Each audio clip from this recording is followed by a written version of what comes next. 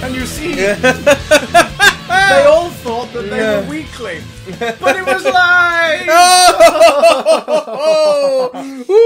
We pulled the wool over those. Those morons, those stinky, sweaty, filthy, dirty. They're listening, aren't they? The microphone is on, yes.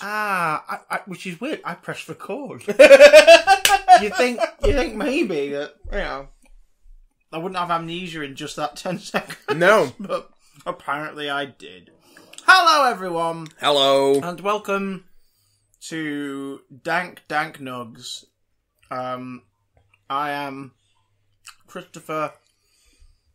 This bag of Kinder Slices from Duty Free is good, Johnson. And I'm always the bridesmaid, never the bride. Oh, Bay. Oh. Sweet Bay. You're really my wife. Wifey for life, eh? Wifey for life. You're my wifey for life. You're my hetero life, mate.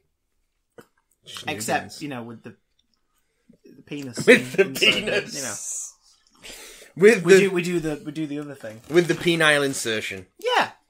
That should be the name of the podcast. Penile insertion. Just so, if we ever got to the stage of like award recognition, someone would have to say, and the winner is penile insertion. It's the best. Da, da, da, da, da. Really isn't. Hi everyone, welcome to Big Damn Cast. It's been a busy couple of weeks.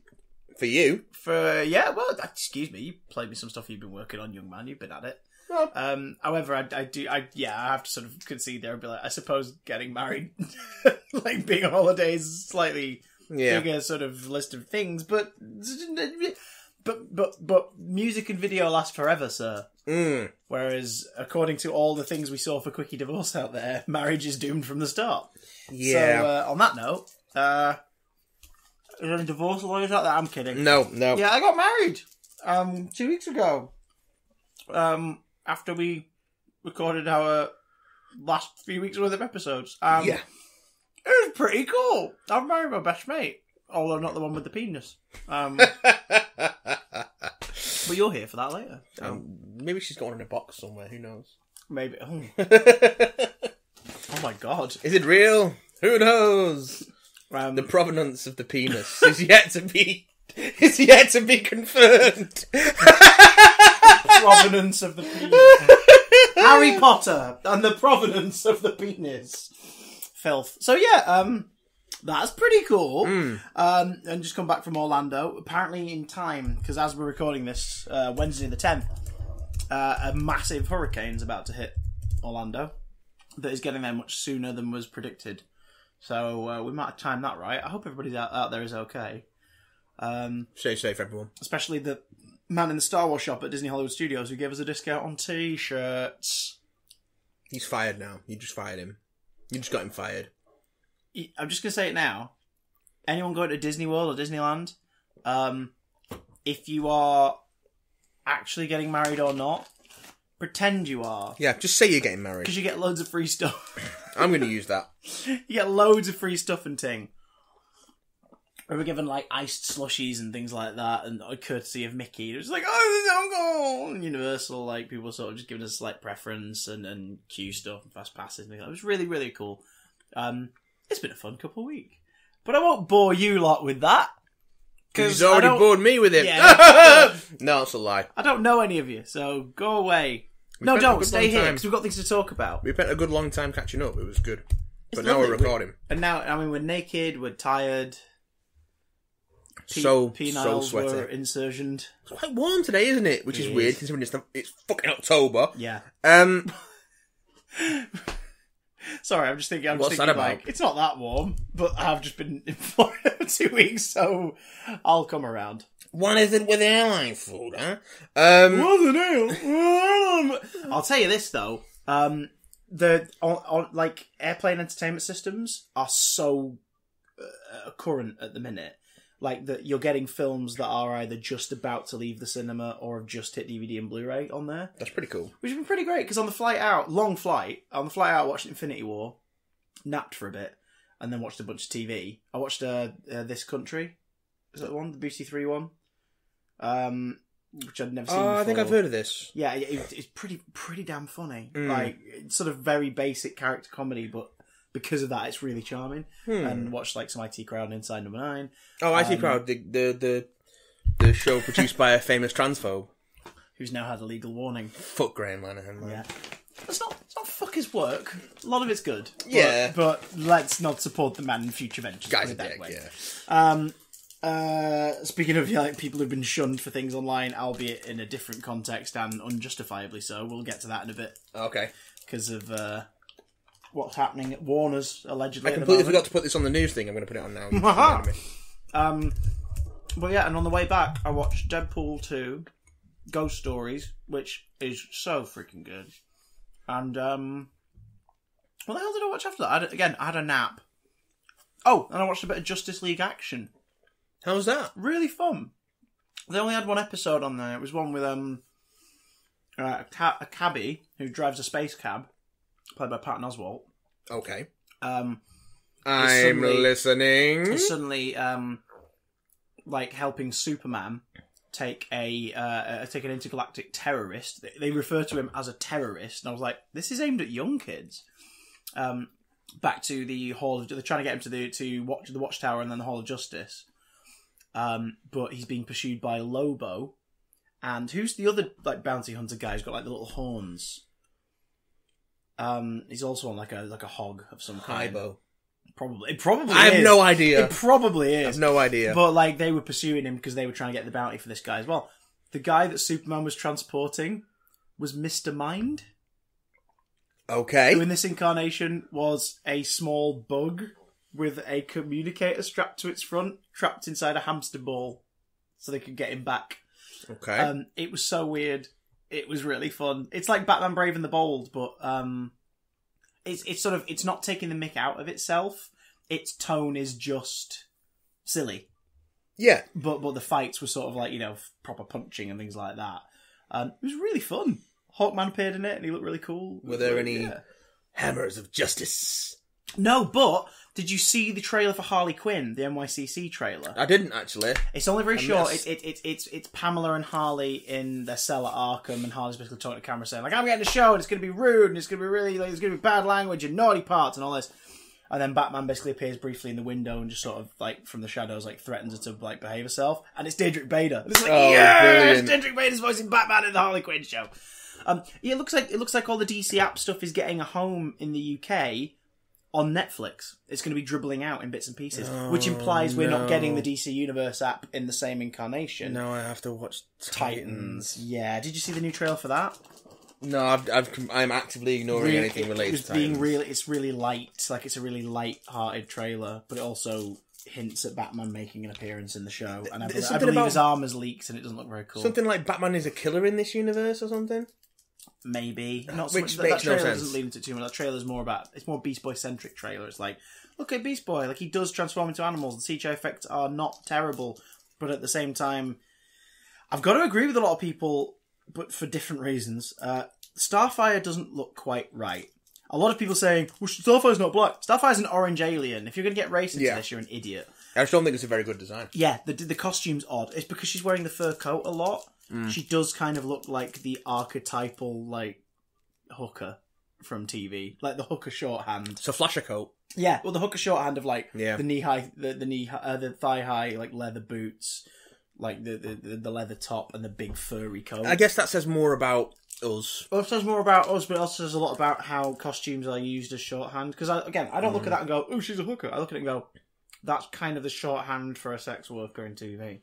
Those sort of, that item of costume. Yeah. The way it's being worn.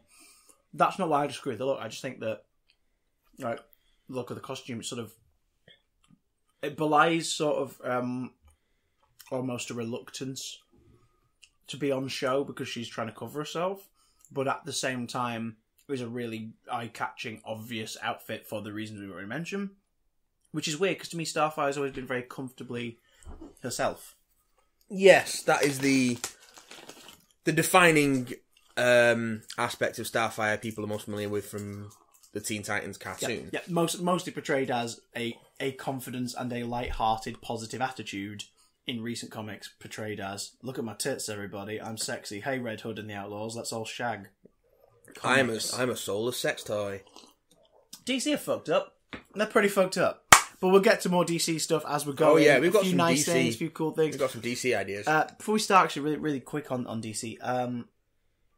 Joker images. They've been sprinkled out over the last couple of weeks. Images of Joaquin Phoenix on. What the fuck is that movie? I think we're gonna watch Batman 89 again, minus Batman, where the Joker is some kind of like stand-up comedian / psycho gangster person. I don't want it to exist, but I still would like to really see Joaquin Phoenix's take on the character. I don't hate the design of the character, although I'm a bit disappointed that it's face paint again. Yeah, well, because that was unique to Ledger for reasons. Like, it made sense for Ledger's to be face painted because it was war paint. Yeah. The Joker should be completely bleach white. It's more creepy looking. But at least they're going for the clown thing. Like, it's more clown makeup. He's got a little red nose and everything. His suit is like full-blown Golden Age / like Cesar Romero bright colours, which I like. And I kind of like the shots of him walking around looking really sort of grumpy, smoking a cigarette and everything. It's like, yeah, fair enough. Like, this isn't... Yeah, it almost looks like the stand-up off stage waiting to go on in a bad mood. Yeah. Which sort of looks quite cool. Just before I went away, they released that little costume... this costume test tease thing. Yeah. Which they totally... Now it's obvious why they did that. It's because they've been doing some filming outside. And then knew it was going to get out. Because it then did. Yeah. So... I'm happy for that. I'm intrigued by it, but I just... Like Venom, I'm more interested in the Joker's relationship to his yin and yang, his other half, than just himself. The Joker is a fascinating character, and it's fun to watch him. In DC stuff, it's fun to plonk the Joker in with different characters who aren't Batman. Yeah. And sometimes it's fun to tell stories of him on his own. But I'm not interested in him, really, enough to watch a movie about him without him bouncing off that world. Because then it's he's just a mobster with a gimmick. Yeah. Yeah. And it's more interesting that he's in a world of gods and monsters, and yet he is one of the more... That's why the Joker's so impressive in the comics. He's one of the most formidable, frightening villains in the DC universe, and he's just a man in comparison to, Black Adam. With a man's courage. He'll never fail, Sorry, I couldn't resist. Oh, God. We only have 4 hours left to save the Earth. Right. But it's quite a long time, actually. The Joker, that's what's impressive, though. You look at look at DC's, biggest villains, the most notable ones. Yeah. From comics or general pop culture, and, you're looking at characters like, Mr. Freeze, you look at characters like Lex Luthor, who, again, just a man, but, the resources and the mind and all that stuff. And then you look at characters like Black Adam, Gorilla Grodd, like Cheetah, these physically powerful beings, do you know what I mean, who can do some damage. And then over here's a weedy bloke with a clown face, who's probably the most frightening villain. Because you don't know what he's going to do. He's so unpredictable and unhinged. And he's chaos incarnate. Superman could theoretically take the Joker out in 5 seconds, very easily. Yeah. So the Joker, obviously, whenever he's come up against Superman, he approaches his game differently. He changes how he plays his own games ever so slightly. Yeah. Just to make sure he's got a one-up on the Man of Steel in some way. Great example is that Adventures of Superman 2-part of the Landis-written Jock illustrated one. Yeah. Where basically the Joker's rigged a bunch of bombs around Metropolis just because he wants to speak to Superman. And he's on top of the Daily Planet building. And he's like, "Hi! I want to talk to you. Just so you know, if you try and touch me or stop me, I'm going to let go of this detonator and kill thousands of people." So, you're pathetic. I'm going to tell you why. And it's just wow, he's actually sort of got one up on him slightly. Fuck Mike Landis, though. Yeah, well, fuck Mike Landis. But yeah, that's, again, that previous work. Yeah. Great. Love the previous work. Not the person. And will not support them in the future. But it's just, yeah, it's weird to think that this is just going to be essentially Batman 89, except he's not a mobster, he's a comedian, probably. It's just yeah, but there's also no Batman for him to bounce off of, so what's the point? Bouncing off the Batman. And I know they've recast Thomas Wayne really quick, because Thomas Wayne is on posters already in some of the filming they've been doing, and it's not Alec Baldwin. He left very last minute by the look of it, because we talked about that the other week, didn't we? Alec Baldwin stepped away as Thomas Wayne, and those scenes are being shot like less than a week later, and it's already not his face. I on don't the posters. understand this whole Batman. Thomas Wayne's running from Batman prequel with the villains, but without Batman. DC keep doing it. Smallville, Gotham, like Bane's in the last season of Gotham. Yeah, why? I don't know. Why? I don't know what that even is. Oh, there's been 2 versions of the Joker in Gotham that aren't the Joker because for legal reasons, Jerome and Jeremiah can't be the Joker for legal reasons. Also, so they imply that these are the people that led to the Joker being a thing, which takes away some of his agency as well. Well, the idea that he's inspired by 2 random kids who went through something. Very strange. It's just. Let's stay on DC for the next little bit of news. And the next big bit of news. First, the slightly smaller one. We finally had the costume reveal for Ruby Rose's Batwoman. Yeah, looks good. It looks really cool. Like, they toned down the red a little. Like the inside of the cape's not bright. The gloves and the boots aren't red. But that's not like they're shying away because her face is pale white. The red hair's great. The red hair is massive, and the red lips. It's like from the back on the chest. It's like they're keeping that colour scheme. They've softened it a bit. It's going to be interesting to see it in motion. I'm really hoping, because the way I'm hoping that she's standing on her tiptoes and the boots aren't heeled. Because they look like proper boots. Which they should be, because Kate Kane's military. Yeah. I mean, when it comes to female superhero outfits, I understand the boots being wedged, maybe, because you can do some damage with that, and they're not impossible to walk in or like land on your feet so much. But heels on a female superhero outfit, I was like, the fuck are you doing? Yeah. That's impractical as hell, and they're just going to hurt themselves. So, I don't mean that from the point of view of the person in real life playing them. I just mean, like, that makes no sense. I can't tell from the image, but I'm hoping that they're flats. Yeah. It's like the Dark Knight Rises. Like, Catwoman has, like, steel heels on her. Like, the stiletto heel is like a steel block. So it's elegant. Stilettos. But they make a point in Dark Knight Rises of her, like, kicking at someone and it sort of sticks in the wall a bit. So it's like, all right, fine, she's capable of that, this one, the other. But it also doesn't make any sense as a cat burglar because that'll be clanking around while you... It's weird, isn't it? Yeah, it's dumb. Yeah, so I agree with you. I do hope that that's just the way the image is shot. Yeah. Because like you say, Kate Kane's military. Like, she should be in proper sturdy boots. Yeah. I don't know. All I know is she's in they've announced where she's debuting. It's in the crossover this year, which is just between 3 of the shows this time. Yeah. Supergirl. Yeah, because Supergirl originally was never part of the crossover event, but the character was. Yeah. It's like an Invasion Supergirl took part in it, and there was like a tag at the end of a Supergirl episode that led into her involvement. Yeah, that's what kicked it all off, I think. But it was Flash, Arrow, and Legends of Tomorrow.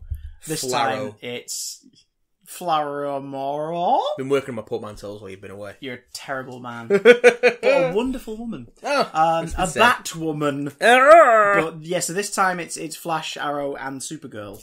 And have they given it a name? It's called Multiverse or something like that. I have no idea. But Batwoman's in it, so... Probably called Crisis. Crisis on multiple... Crisis on channels. multiple backdoor pilots. Hey! But yeah, the plan is for this to happen. Based on the reaction to it in this, they're going to give that pilot a go-ahead. It's not been greenlit yet. No. It's just announced.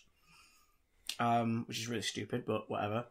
And then based on the feature-length pilot, they'll go for a series. Also depends on how much money you can give Ruby Rose, because, kind of a movie star. She's a busy woman. She could make money elsewhere. Yeah. Maybe she'll choose to make it on television as Batwoman. Yes. So, other DC news. Big news, this. Big news. Big news. The biggest news, okay. Unconfirmed. I think the Wrap is the original source. Yep, as of today, October the 10th especially, because this could change in the next 2 days, sod's law. They are saying that James Gunn... James Slither Gunn. James, Guardians of the Galaxy Volumes 1 and 2, but not 3, even though we're using the script, but we don't want him to direct, because we don't want to be associated with him because of things he said, but we're still going to use his script, so we are associated with him, because we don't know what we're doing, and we made a silly decision, and can't go back on it. Gunn. James, the screenplay for Scooby-Doo Gunn. Yeah. Yeah, there we are. He sort of bring it back down. He is apparently in talks with Warner Brothers to write and probably direct Suicide Squad 2. / there's another story's put, a Suicide Squad reboot. conflicting rumours as to whether or not it's a follow-up to the previous one, or whether it's a fresh start movie. I wouldn't be against either, to be honest. I wouldn't be against either, because I like James Gunn's work. And I much prefer his... Because the sad thing is, it means he will probably regress back to his more edgy tone. But hopefully he'll take what he's learned since those days with him. I would think so. Either way, it's better than David Ayer doing another one. Yeah. He'll probably still be on as producer, I imagine. Probably. But after Bright, I think there was obviously a hesitance from Warner Brothers to be like, yes, David Ayer, poster boy, movie maker. After Bright, there just seems to be an element of, all right, let's hold back on Mr. Fury. Let's not... Bright's not very good, is it? Ooh, Orc Cop. Is it the Lindsay Ellis video that's got a song by Rap Critic that's just Orc Cop? I don't know if he did it for that or she just used it, but yeah. It was pretty great. Yeah. They worked together. Rap Critics collaborated with her before, so I wouldn't be surprised if it was a... But, that... Bright was a piece of shit. I'm just interested to see what James Gunn does next anyway, because look at how his filmmaking... What was the last thing he made before Guardians of the Galaxy? Was it Super? I think Super was the last feature film he did, yeah. Yeah. So, then he produced the What's It experiment, whatever it was called, the one that came out last year about the office workers killing each other. The Belko experiment. Belko experiment. Which I've not seen. And he wrote the dialogue for the Guardians sections of Infinity War. Yeah. Or the Russos would write bits and take it... Marcus and McFeely would write bits, the Russos would discuss it with James, and then he would give them notes to change bits and pieces. So if the Guardians bits of Infinity War feel completely in character, it's because the daddy of the two Guardians movies was looking after his kids in that film as well. Guardians daddy. Guardians daddy. Thanos daddy. Ooh. Terrible father. Great daddy. Oh, dear me. Looking at the toy here on the thing. Thick. Not as thick as that Hulkbuster, though. I know, it's beautiful. I bought a bunch of Marvel Legends first 10 years sets while I was just out. I got 3 of the sets. Hold it and run my fingers over the mould lines. The one I really wanted, I never found. Which was? The one I really wanted was the Thanos Doctor Strange Iron Man one, but the one I really wanted I never found was an Iron Man 3 set, which is the Mandarin. Like Trevor Slattery style. The earlier half of the movie, you'll never see me coming. Pepper, based on the last scene, so she's in like the joggers and she has a swappable arm to a massive like Iron Man gauntlet arm. Alright. Like a glowing thing for one fist for the extremists. Mm-hmm. But also like I've seen a review mentioning you can pop the head off, so if you want to put her on a more Pepper-esque figure, then you can, because it's a really good likeness. Neat. And War Machine with the design based on a throwaway line, I think it's in Iron Man 2 actually, where it's just the War Machine armour, but it's got like the flames up the arms and legs, like the Hot Rod style sort of thing. Because they've already done Nine Patriot figure, which I've got. They did that at the time. So I thought, that's a set I really wanted, because it was like, that War Machine looks great, the Pepper likeness is great, and that Mandarin is fucking amazing. War Machine. Yeah, there's quite a few sets I didn't see that I really wanted. One of them was a Iron Man 1 set with the Mark 1 armour and Tony figure. I really wanted that one. And I never saw Ultron in the wild. Welcome. I would have got Ultron. Welcome to my experience trying to hunt down Power of the Primes figures at UK retail. Can you imagine? Fuck all. Every time I was in a Walmart, a Target, or a Universal theme shop, I did look at the Transformers. I'm sorry to say they were mostly movie-based versions. Studio series is the big thing over there. Yeah, and it's a shame because they were cool-looking toys. But I was obviously when I was out there, I'm like, keeping my eye out for, which ones would Matt like? By all accounts, the Studio Series figures are... I would have just been taking pictures, sending back to you and going, do you want it? Do you want it? Pick it up for you? No! They're all movie buggers. Apart from those simplified Gen 1 Transformers. Yeah, they look really cool. Cyber Legion. I saw a kid buy a Starscream of those, and they were excitedly running around the shop to the counter with like their mum be like, this one, that's Starscream, I want Starscream. And the mum was like, okay. And I was just like, that makes me happy. Do you know why? Why? Starscream is Bay. He is Bay. Michael Bay. No. Cyber Daddy. Daddy. So James Gunn might have been poached by the other side. Now, this is the second time this has happened. Joss Whedon was in talks about a Batgirl movie, and then when a personal tragedy hit the Snyder family, Zack and Deborah had to dip out of Justice League, and as such, Joss Whedon was offered to pick up the slack. So the director of the Avengers helped finish the Justice League movie. Which Now- helped finish the DCE. Oh! No, Justice League's not the worst film in the DCU. No. It's the most boring film in the It's DCU, very boring. but it's not the worst. That is probably Suicide Squad, Yeah. followed very closely by BVS. I don't know, I think BVS might be worse than Suicide Squad. Well, BVS is offensive. Suicide Squad's just shit. Yeah. Yeah. So the fact that James Gunn is being poached for that is interesting because Suicide Squad was obviously trying to be DC's Guardians of the Galaxy, right down to the elaborate soundtrack and everything. Yeah. So the fact that they've got the Guardians of the Galaxy director in talks to possibly write and definitely direct a new Suicide Squad movie. I think it's the other way around. Oh no, I've seen direct pop up more. Oh, okay. I've seen Wright pop up more. Either way, I mean, I'd be happy if they went, right, here you go. You can carry on with our continuity, or you can completely change it. Your shout. Write a Suicide Squad movie, direct a Suicide Squad movie. What do you want to do? I'd be happy if he didn't. I'd be happy for him to do either, as long as he was allowed to play with it his way. Because you know that he could possibly come in, look at what they've got, the chess pieces they've put out, and go, I can play this slightly differently and make it work.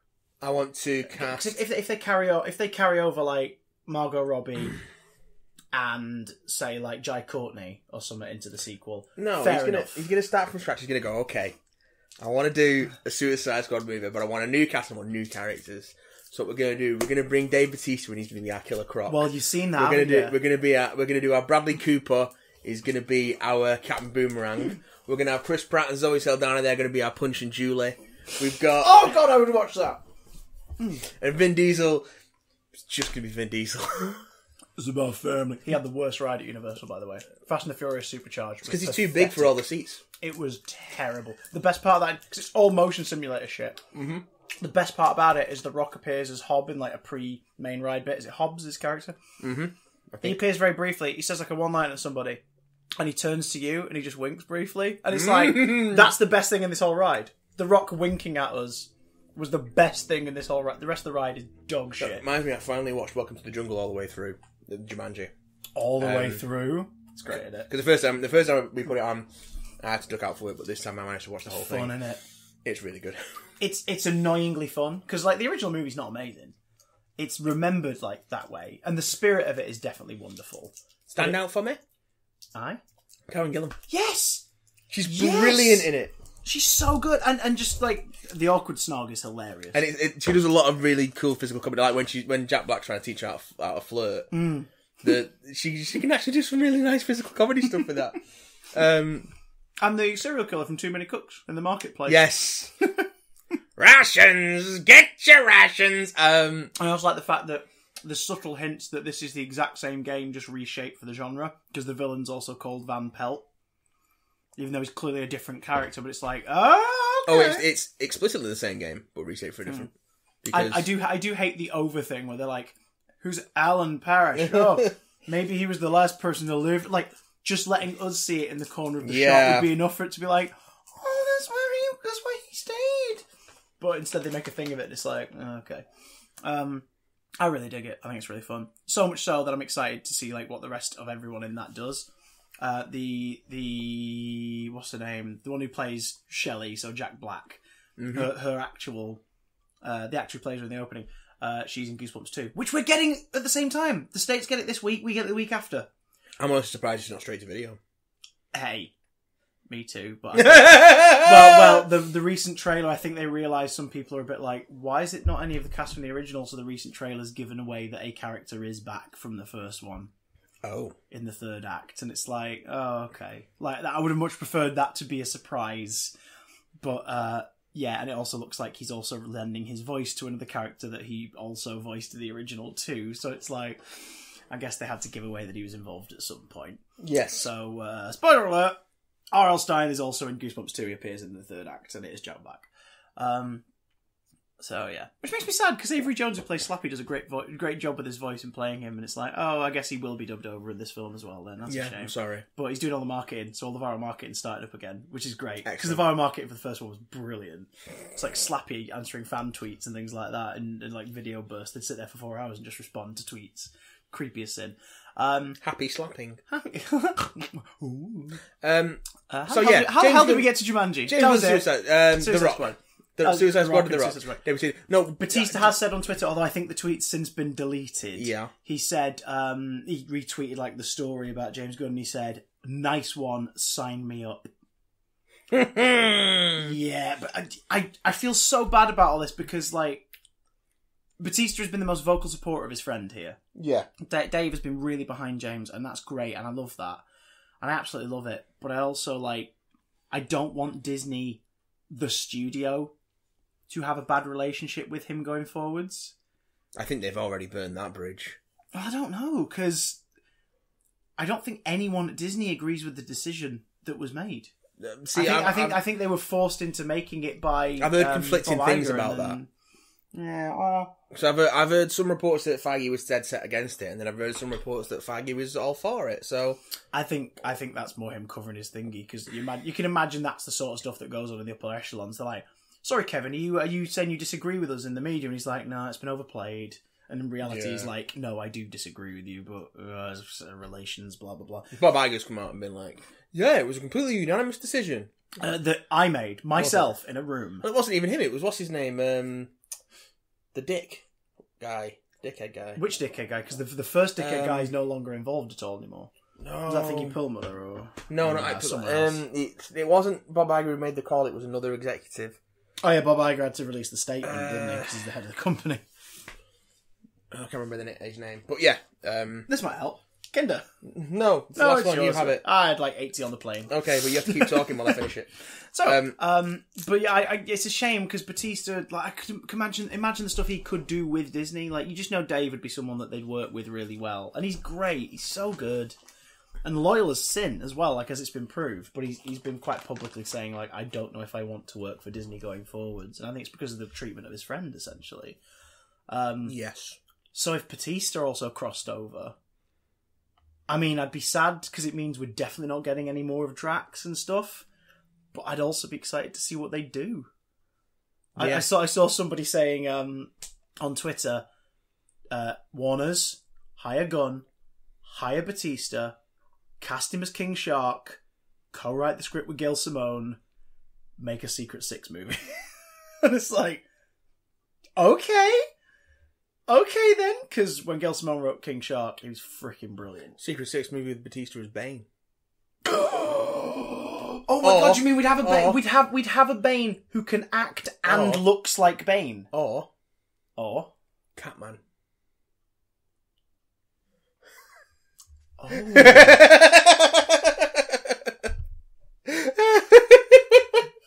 Bring Kurt Russell on board as well.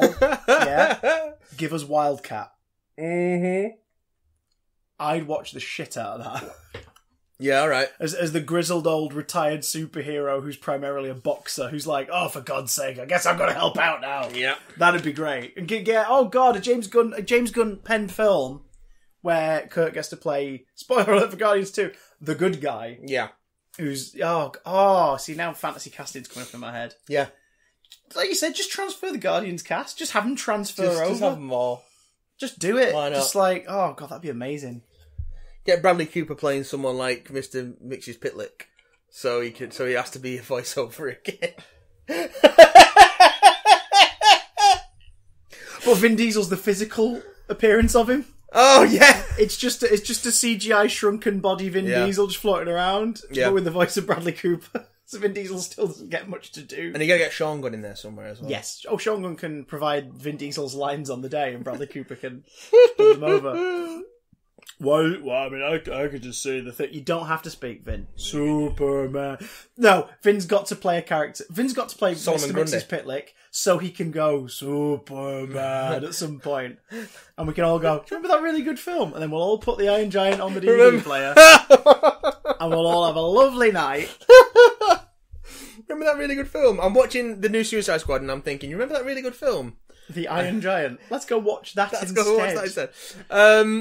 Yeah. I mean, good. I'm just happy that big studios are going, hi, Mr. Gunn. Yeah, what happened to you was fucking ridiculous. Do you want to work together? Let's work on a thing. Well, I think no studio's going to be offering him a family project yet. I think it'd be a while before we see that. Yeah, maybe. I think they'd want to keep that distance just in case. Because there are people who are legitimately upset who are just like, yeah, he's already apologised.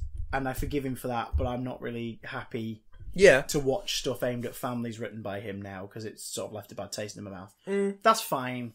That's all down to personal taste, but to waste a talent like this, and especially one who's shown such personal and professional growth over the last 8 years, Yeah.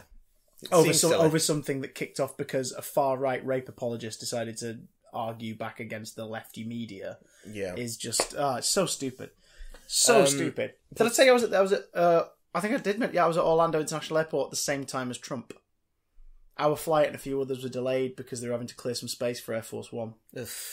Yeah. Ugh. I was 5 seconds away from asking a member of staff, do you have A, an observation balcony, and B, a stall that sells rotten fruit and veg in the airport? How's your throwing arm? Pretty good! Oh, it's a big God. target. A bigly target. Bigly. He embarrasses himself all by himself. Yeah, You saw him don't descending need the to stairs try the and other day with humiliate toilet paper stuck to his shoe. I mean, that happens to the best of us. Which the president... Apparently, it also happens to the worst of us. Which the President show did a year prior. Oh, nice. Making it, I think it's 10 instances where the President show made a joke, and then he's done it since. It's like, oh my God, you guys were on it. Very good. Very good. A truck! Talking about Big truck! Talking about big studios. Bigly Studio. We got some bad news. Oh! Again, this is another thing that happened while you were away. Mince! We talked about it a little bit on Twitter just before you went away, but yeah. now we can talk about it properly. Telltale Studios Yes! just collapsed. The minds behind... Imploded. Telltale Games, The Walking Dead, The Wolf Among Us, Back to the Future, Batman, Enemy Within, Sam and Max. Strong Bad's cool game for attractive people. Tales from the Borderlands. Yeah. Minecraft Story Mode. Like, loads of big games that people really enjoyed, of varying degrees of quality. You've got the better ones like Wolf Among Us, Walking Dead Season 1 and 2. You've got the passable ones like Batman and what's something of Guardians of the Galaxy. A studio doomed creatively from the get-go because they stuck to the formula and just invested it out to so many properties for so long that to have a sudden overhaul would mean less things being put out there. But we now know for sure why they were putting so many things out at the rate they were and not caring about updating their game engine or style. And it was because they were in some serious debt. Yeah. So much debt that it closed the studio and the employees basically found out the next day. Yeah. They'd not long changed management, and the new management was talking about getting a new engine up and running and switching like things Smart up and Code, updating their technology and stuff. Which is a good investment for backers, because you turn around to them and go, we're about to do a massive overhaul of this. If you help invest in it, you'll co-own a new system, you'll co-own a new software but an engine for the games. From the reports, the damage was already done. Yeah. They were so deep in the hole. Giggity. But that when, from what I gather, I'm trying to find a full thingamabob, figure. a full account. That what I can tell happened is they were waiting on a round of funding from one of their partners, and that funding didn't come through. And when that funding didn't come through, they literally had no money. Yeah, it wasn't a case of cutbacks. It was a case of just we're declaring bankruptcy. We're calling it a day. Like, all profit stashed to one side would go to paying off everything, and we're just leaving it there. Which sucks for anyone. But I mean, I don't feel entirely sort of grossed out or annoyed at the heads, because you know that there will be one or two people at the top of this thing who cared deeply about what they were doing and wanted to keep it afloat. None of them are doing it. Not all of them are doing it just for the money. There'll be people who are there because they're like, I can't believe we get to do this for a living. This is amazing, and employing all these people. But then there will also be those who made decisions and grossly overestimated their own ability. Yeah. Who have not thought.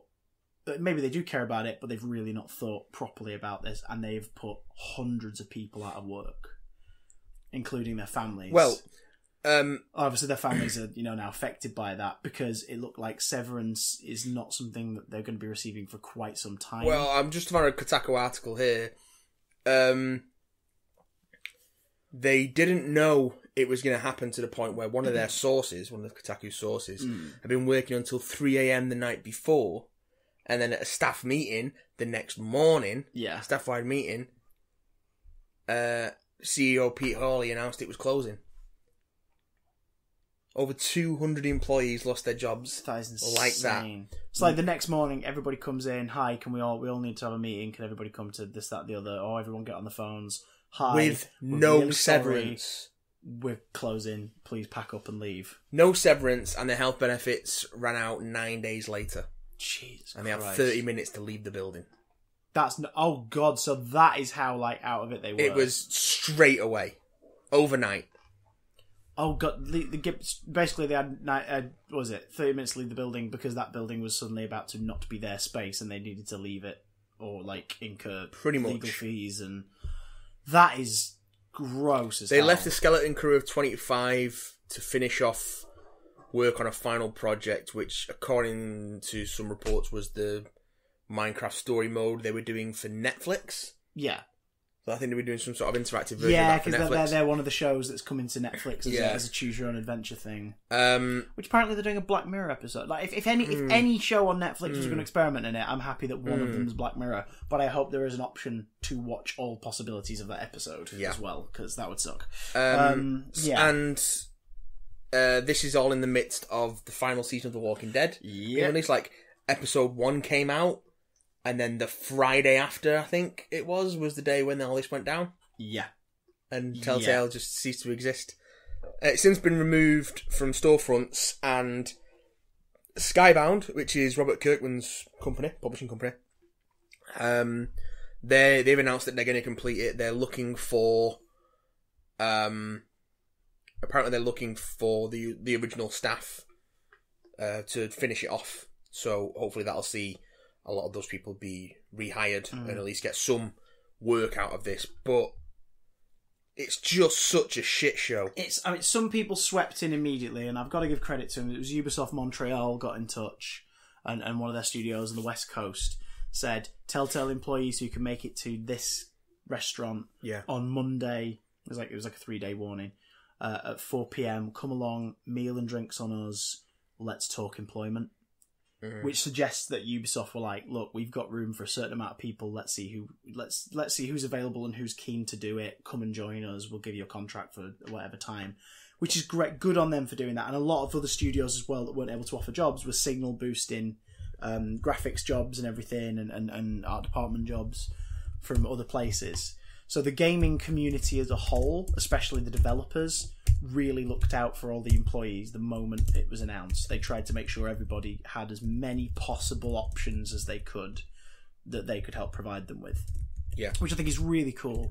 But yeah, there's one of the employees gave an account the moment he felt it was safe to do so, a day later, of just what the conditions have been like for that last month, especially. Yeah. A lot of the time, but for the last month especially, there was sessions where they were working till 3-4 in the morning to meet a deadline, which the art department and the teams were saying, look, just give us an extra day and we can possibly get this done for you. And of course, upper management are we've promised this date to this publisher and this, no, we need it now. And it's a problem that is rife in the video game industry as a whole. Crunch, as it's become known, is such a problem. It's why it's so nice when expected of people. It's why it's so nice when you see companies fight against it. Again, Ubisoft Montreal on South Park Fractured But Whole. Yeah. And Rocksteady having to do it to Warner Brothers for Arkham Knight. It's good when you see I'm an Insomniac to the world when they were hi, Fractured But Whole, Arkham Knight, Spider-Man. Yeah, we need more time. We're going to put the release date back a bit. Yeah. You get some people who go, oh, I was really looking forward to that. But 90% of your audience go, okay. It takes as long as it takes. Yeah. The Spider-Man never released an never announced a release date. No. Hi, I'm Jetlag. Until much closer to the time. But they kept saying estimate 2017 was the original announcement. Yeah, yeah. And then in 2017 they said, no, it's going to be next year. It's going to be 2018 sometime. Yeah. And that was great. And people are happy to wait. So this crunch thing is very much in the hands of. It's not like the heads of publishing and the heads of development. It's completely in their head. It's not like movies where it tends to be a bad sign if a movie's delayed. Yeah. Or put back for a significant amount of time. But with video games, it's not. They need that time to get the work done. They come out where they come out. Yeah. And a lot of the time, the ones that have these crunch things have massive publishers behind them. Yeah. Who could, what's that? We're going to lose 10 grand it's the shareholders. To sum this, that and the other. They've got to please the shareholders. Or we can shit out 10 grand. If they have to delay one of their big tentpole releases, all the shareholders start going, oh, well, you're not going to hit your targets in that quarter, and then the shareholders will start offloading shares and the value will go down. It's like... It sucks because it's a creative industry. If you're a shareholder in a creative industry, keep an eye on the things that you're tied to, absolutely, but let them work. There shouldn't be shareholders in creative industries, but that's not the system we live in, unfortunately. I think there's definitely room for them, but the way the practice is done should be so different. Shareholders and capitalism fucks everything up. It'd be like turning around to friggin' Pablo Picasso and going, "Are you gonna get that painting finished by tomorrow? Because I'm opening a gallery on Friday and I want it now." It's like it's done when it's done. He's not being lazy. This is not. You've not given him a worksheet of things to get done in a period of time. You've not given him some paperwork that needs filing. It's not like it's something that can be done based on how quickly you work. Yeah. It's an artistic process. It's done differently. Sometimes people don't work at that rate.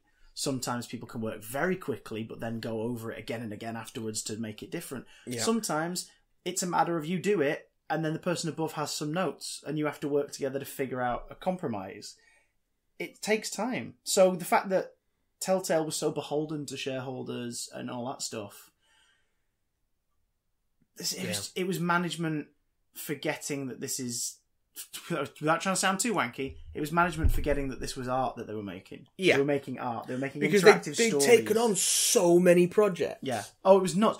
I mean, was it Batman came out early 2017? Yeah. No, but none of late 2016. And when they said, Enemy Within starts next August, I was like, what? The sequel to this already? Mm-hmm. I was expected to wait 2-3 years. But it's because the Walking Dead as well. It meant they could churn stuff out quick. But it was already at the limits of what it could do. Yeah. Way before they got to that point. Yeah. I think they said by the time they did Back to the Future, they were like, we should probably upgrade that. But by that point, it was like, well, no, we've got to bring out Walking Dead Season 2. Yeah. And we've got to bring out Minecraft. Because it was The Walking Dead that kicked all this off. Yeah. It was that explosion. And rightly so. It definitely put them on the map. The warning signs were there in that none of these things that came after were as successful as that first season of The Walking Dead. No. Including the Walking Dead sequels. Yeah. Stuff was critically acclaimed, like Wolf Among Us and stuff, people really liked it. But none of it was selling. And it's the shit. I think Jim Sterling put it this way. He said something like, Walking Dead put them on the map.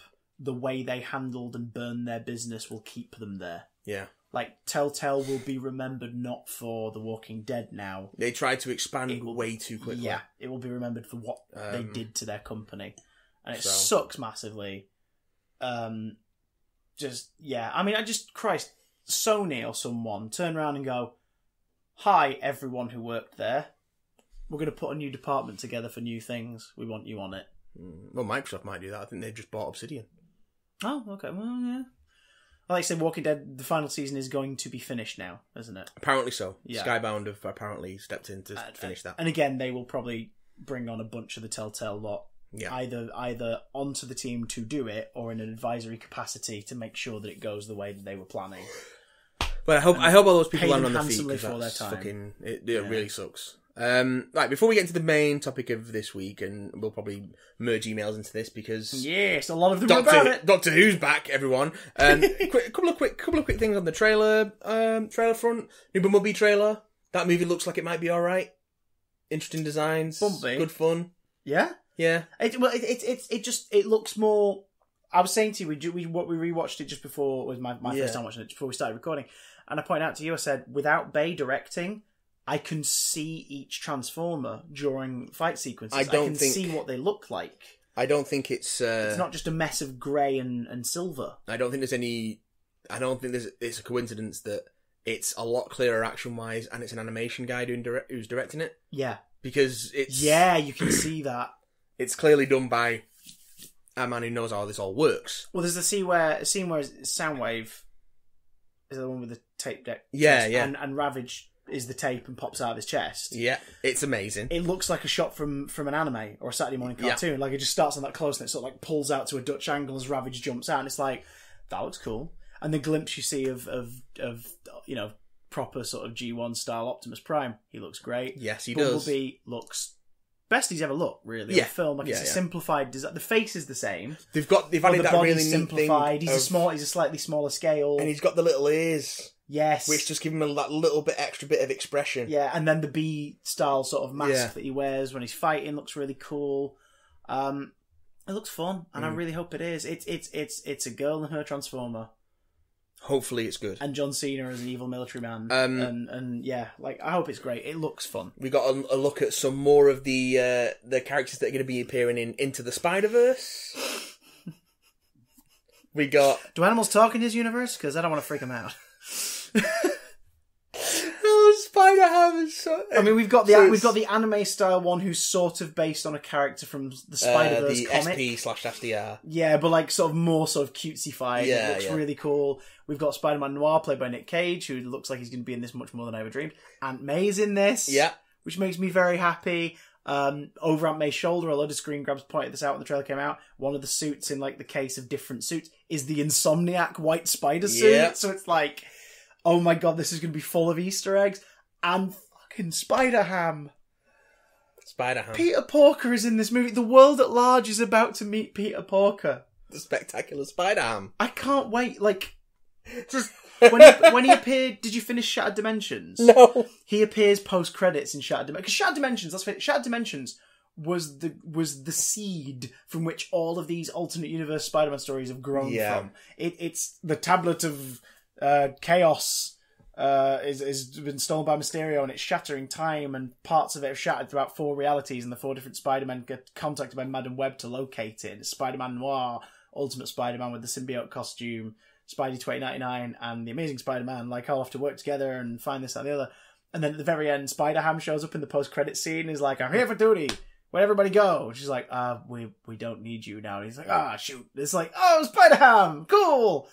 That post-credit scene for a video game from 2010 is now a main plot point in a motion picture that's coming out this Christmas. I love it. Because, oh god, I guarantee Dan Slott's involved in this in some way as well. Because he wrote Shattered Dimensions. Mm-hmm. He, of course, did Spider-Verse. I think he's written an issue of, and is like one of the story sculptors for the upcoming Spider-Geddon, which is the sequel to Spider-Verse. Yeah. Which apparently features the Insomniac Spider-Man in a key role as part of the story. Interesting. In a story set just after his video game story. Interesting. So that's some... play that game before you read the comic, That's guys. some smart cross-marketing. I'll watch your girlfriend play, that's what I've done. Isn't it so good? It's very good. Has she finished the main campaign yet? No, she's near the end. But okay. I cried in the last 10 minutes. I sat there quietly weeping whilst watching the final cutscenes. Oh. I would like to know what your reaction is when you see it, so let me know. I may not see it firsthand, but I'll hear about it. Pretty damn effective storytelling. Okay. So you just sat there going, I love this character and I love this world, and what they've done is so good. So I'm happy to see that his story continues in some little way immediately, so you can get that fix before Insomniac inevitably go, all right, we've got another one in development. Well, DLC's coming.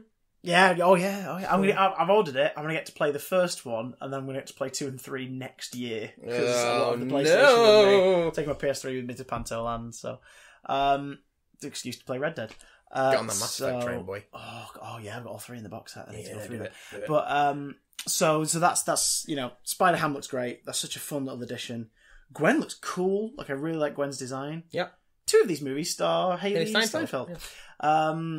And I love the Peter thing. I love that they've gone for the slightly older, slightly more laid back Peter. I think it's a really cool idea. A little bit of a fuck up Peter. Yeah, like you could imagine he's maybe not the Spider-Man we know, but he's damn close. Yeah. And it's like, okay, because it could be that this is their interpretation of main universe Spider-Man. He's in his late 20s, early 30s. He's still kind of at the place he was when he was in his late teens in terms of his financial situation and everything. And he's... This whole thing is sort of like, oh, okay, another dimension. Right, I guess I'm gonna figure this one out. Like he's used to big events, but he's sort of at that place where he's like, oh, it's one of these ones. Okay, it's like he's a bit more tired and annoyed at it all. The Fry metaphor's great. First glimpse of the Prowler. Yeah. Glimpse at Scorpion. Yeah. Or at least this universe's version has got big freaking like metallic legs for a lower half and scorpion tail. See the Goblin a lot more in this big dragon thing. Yeah. Fisk's the main villain. Yeah. What is with this beautiful resurgence the last few years of people going, Kingpin's kind of great, isn't he? Kingpin me, baby. Did you see that tweet as well? Someone said, seeing the Daredevil Series 3 trailers made me sad we'll never see Vincent D'Onofrio's Kingpin face off against Spider-Man. Yeah? Mm-hmm. And D'Onofrio retweeted it with the caption, says who? And I hope he's not just prick teasing. I hope that there is genuine talks of Fisk popping up in a Spider-Man film. Great.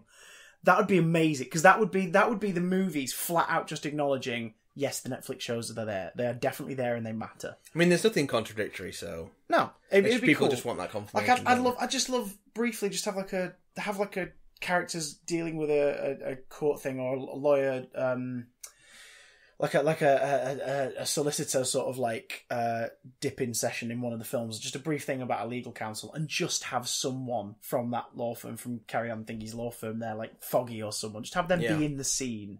Even if they're not got more than a couple of lines, that would be a great way to go, yeah, those shows, yeah, they count. They are real. They are real. I know they normally reference us, but they're real. We're going to just reference them slightly so you know they exist. Yeah. Okay, moving on, guys. Okay, that's great. Yeah. Great. No, oh God. I want Into the Spider-Verse in my life now. I want it now.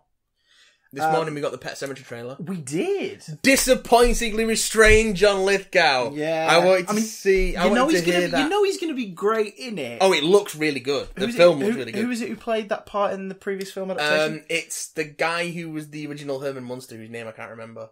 Lou something. Yeah. There's an eccentricity to his delivery in that original movie. Sometimes. Are you doing an impression of him, though, or are you doing an impression of the character, the pastiche of him from South Park? No, I'm doing an impression of him. Sometimes Dad is better. Christ on his throne, no. What's his name? Oh, wait, no, that's the monster. We've got the box set of that. We've yet to crack it open. We need to give it a proper watch. Fred Gwynn. Fred Gwynn. Fred Gwynn. Do. Fred Gwynn with the big chin. Fred Gwynn with the big ass chin. Yep. So yeah, like Pet Sematary. For those who don't know, what's the basic story of Pet Sematary? Pet Sematary. City Doctor. In case you're wondering, it's Stephen King. City Doctor moves to a small town in Maine to take up residence at the university there as their medical man. They're on campus doctor. Dr. Gwynn. And he has two young kids, and he meets and befriends a local named Judd, who's an old dude who, you know, they get quite close and who thinks friendly. that sometimes dead is better. Yep, that's a bad road. You don't want to go down that road. That's pretty good. You got to stay out of the road. And there's a little pet cemetery near their new house, which is where all the local kids have buried their pets for years and years and years. But there's also something else a little further past the cemetery, and the little girl's cat gets killed. Oh no! And Judd, the old guy's like, we might be able to sort this out. And he takes the main character Lewis, and he's like, oh, let's bury this cat in this burial ground, and it'll come back to life. And it does come back, but it's different. Yes. And then, and then a tragedy happens, and someone gets buried in the cemetery, and they come back, and yeah, it's good. The original movie is actually pretty good. There's some dodgy acting in it, but for the most part, it's pretty good fun. There's also a terrible sequel with Clancy Brown, which I've not seen, but it's on Now TV, so I might get around to it. Is Clancy Brown playing one of the roles from the first one? I know. without spoiling anything from about the first one, that's highly unlikely. Okay then. So it's yet another Stephen King remake. This is in terms of there's definitely been a Stephen King resurgence in the last 2 or 3 years. Well, in terms of cinema, is this the first? Carrie's not King, is it? Yeah, that was his first novel. So would this be the second remake of a Stephen King film then? Oh, sorry, the cinematic second... film. Yeah. Because the others, the others have all been either a film turned into a TV show or a TV show that's then. I don't know, you know, because like It isn't a remake; it's the first film version of It. Yeah, because the original was a TV movie. Was a TV movie. Yeah. Let me have a look. Movies. I mean, The Shining that was remade. Ready Player One. They remade. Oh, that was a film. They remade Maximum Overdrive. Did they? As Trucks, which is the title of the original short story. When the hell did that come out? And actually, that might have been a TV thing. I was going to say, because I think we would have seen more publicity shots of the Green Goblin's face on the front of an 18-wheeler. Yeah. What have we got here? Didn't King direct the film version of Maximum Overdrive? Yes, the only thing he's directed is, by all accounts, terrible. No, I've seen it. It's campy. It's good, campy fun. The machines come to life, exemplified by vehicles circling a garage. Yeah, in terms... Don't come out, we'll run you over, mate, or something. In terms of cinematic... remakes, I think this is the first one, isn't it? I think so. Yeah, because the original Pet Sematary was 1989. It was a TV miniseries. Because The Mist was a film adaptation that then became TV show. Shining got The Shining was remade as a TV series by Stephen King, and which by all accounts was not very good. It's really bad. Yeah. And about 5 hours long. Yeah. So it's bad and 5 hours of your life. A lot of his stuff was... Oh yeah, so no, Trucks was a TV movie. Ah, right. So the remake of Maximum Overdrive under its original title, Trucks, was a TV movie. Does it narrow it down to just being about vehicles? Because isn't Maximum Overdrive about all tech but vehicles primarily? I think they are all... big visual threat. I think they are all vehicles. But they didn't get the clearance to use there are many... Hey Disney, can we use your villain's face in this horror movie? No. There are many Children of the Corn and Sometimes They Come Back sequels. So there you go. Yeah, I think... And the Dark Tower TV... Well, the Dark Tower sequel... Carrie was remade twice, but the first one was a TV movie. Wow, okay, I didn't know that. Yeah, which was a stealth pilot for a TV show. What? And I don't know if it got made. I can't remember. Why? Why would you do that?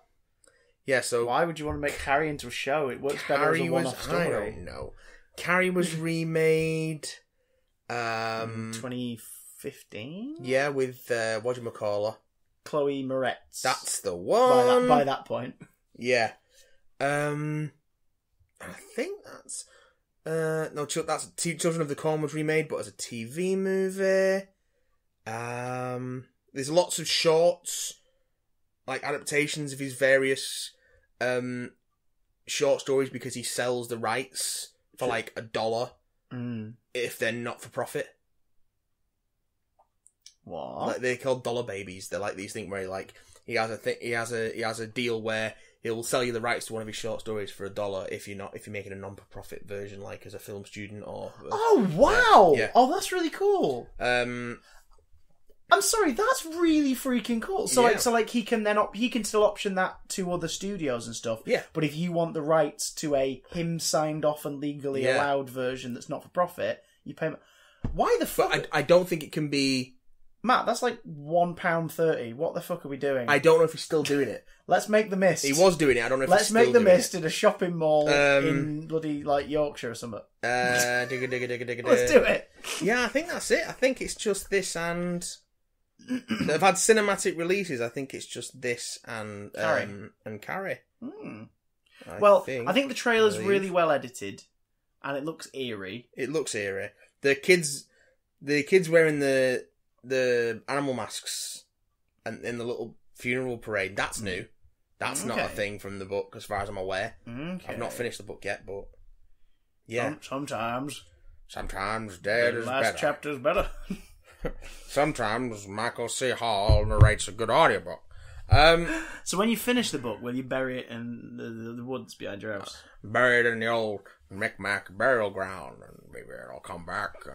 Sometimes it comes back wrong.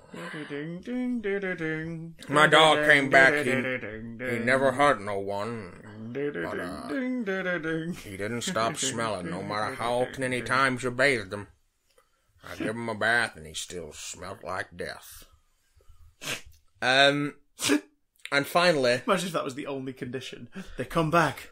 Are they cursed? No, they're perfectly fine. They just smell a bit. That is the thing that happens in the book.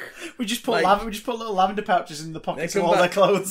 The animals that come back just smell all the time, no matter how much you bathe them, because they're dead. Speaking of Dead is Better, Dark Phoenix trailer also came out. Yeah, no longer X-Men Dark Phoenix, just Dark Phoenix with the X circled in all the promo material. Like, Fox don't have a fucking clue what they're doing, do they? Well, they don't know what they're doing. They're obviously most of the way through post-production, because that trailer is full of effect shots. A lot of them practical effect shots, but a lot of them visual effect shots too. Yeah. And as you pointed out, they're obviously aiming to finish this film. However, the interesting thing was this dropped last week while I was away. It dropped, and it drops with the release date of February 14th, so a Valentine's Day release.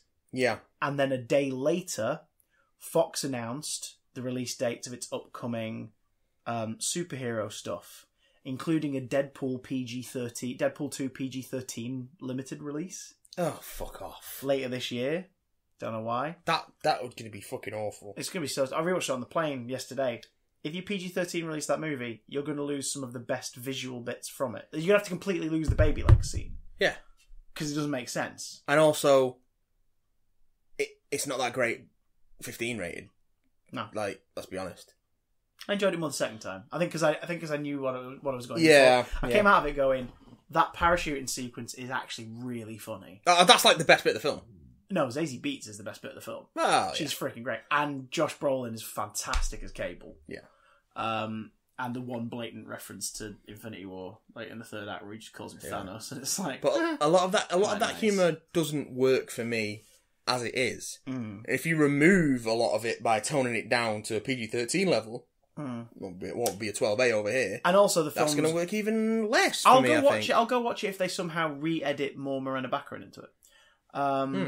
Because she's great. And not in it enough. No spoilers.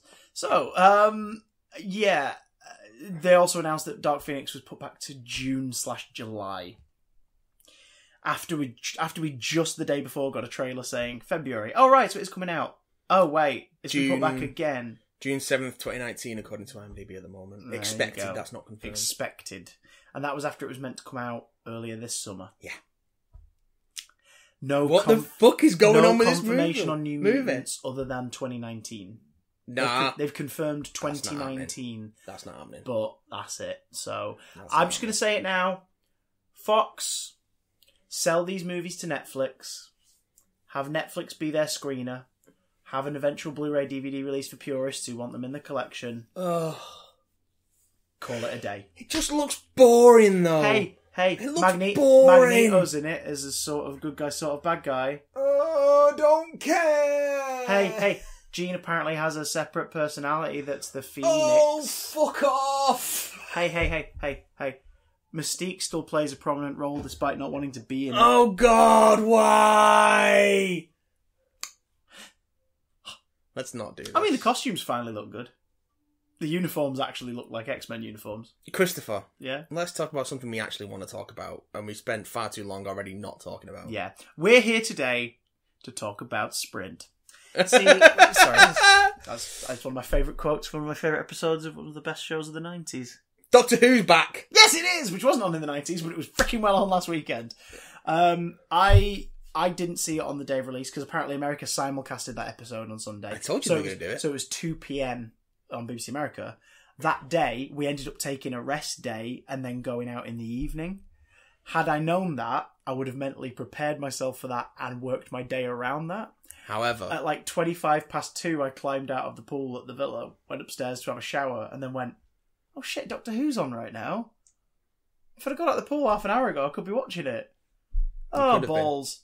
So then I made up for it by getting home yesterday and watching it twice. I watched it on transmission. Series 11, Doctor Who, The Modern Run. It begins! Episode 1, The Woman Who Fell to Earth, starring Jodai Waitakai as the director.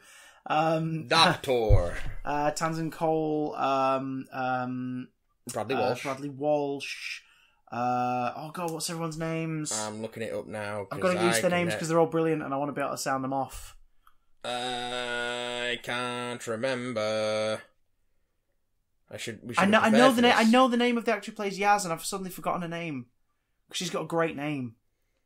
Oh god, cast list. I'm finding it. I'm finding it. I'm just singing it. I'm just singing it while you find it. Cast list.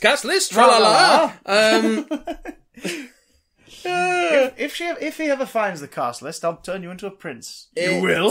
Is Mandip Gill. Mandip Gill, what a wonderful name. Yeah. So Mandip Gill as Yaz, Tamsin Cole, is it? Tosin Cole. Tosin Cole. As Ryan Sinclair. Ryan. Bradley Walsh as Graham. And what's her name? His wife. Oh my god. Because I want to give her a shout out because she was excellent. No, that's not her. That's not bloody her. There's no pictures, so that's I right. can't tell. Look at the names. What's Graham's surname? He's actually credited as Tim Shaw. Oh, that's brilliant. No, it is Grace. That's not her in the picture up top. That's not her in the picture up top. Sharon D. Clark as Grace. I want to give her a shout out because she was my favourite part of the episode. Which minor spoilers going ahead. Minor spoilers. We won't go like insanely in depth for those who maybe not have watched it yet. Also, I think as it's week 1, let's hold back slightly. I think everyone has seen it because we've got so many emails about it, so we'll go into spoilers with emails. Yeah. But we'll keep in mind spoilers here, and if you don't want to know any more and want to watch it, call it a day. But this episode sets up in a way where she's not going to be in the series really going forward, and that sucks because she was lovely. Yeah. It's one of those. I can't believe that character's actually credited as Tim Shaw. That's so good. That is wonderful. That was one of the. That means if they ever do a toy, it's going to have to be called Tim Shaw. Tim Shaw. That's fantastic. Shaw. His design. And the way it was shot, because right. So first, and also the way. Yeah. The way he just looks up and goes, "Oh, he's got a face and teeth." Yeah. He was good. Carl. Was that character Carl? Yeah. He was brilliant. I laughed more during this episode than I did during the entirety of the Peter Capaldi era. Oh, you laughed more in this for the right reasons. Yeah. It was actually funny. So, okay, let's just start. Let's do by points. The first thing that struck me about this was the direction. Yeah. The directors on Doctor Who, all of them, since the reboot began, have been very capable and have all done a fantastic job. Certain ones stand out for certain shots. If you look at episodes like Heaven Sent, Rachel Talalay's direction in Heaven Sent is excellent. I'm not a big fan of her direction across the 12th Doctor's era, but that episode is fucking astounding work and she should be very proud of it. It's really, really cool.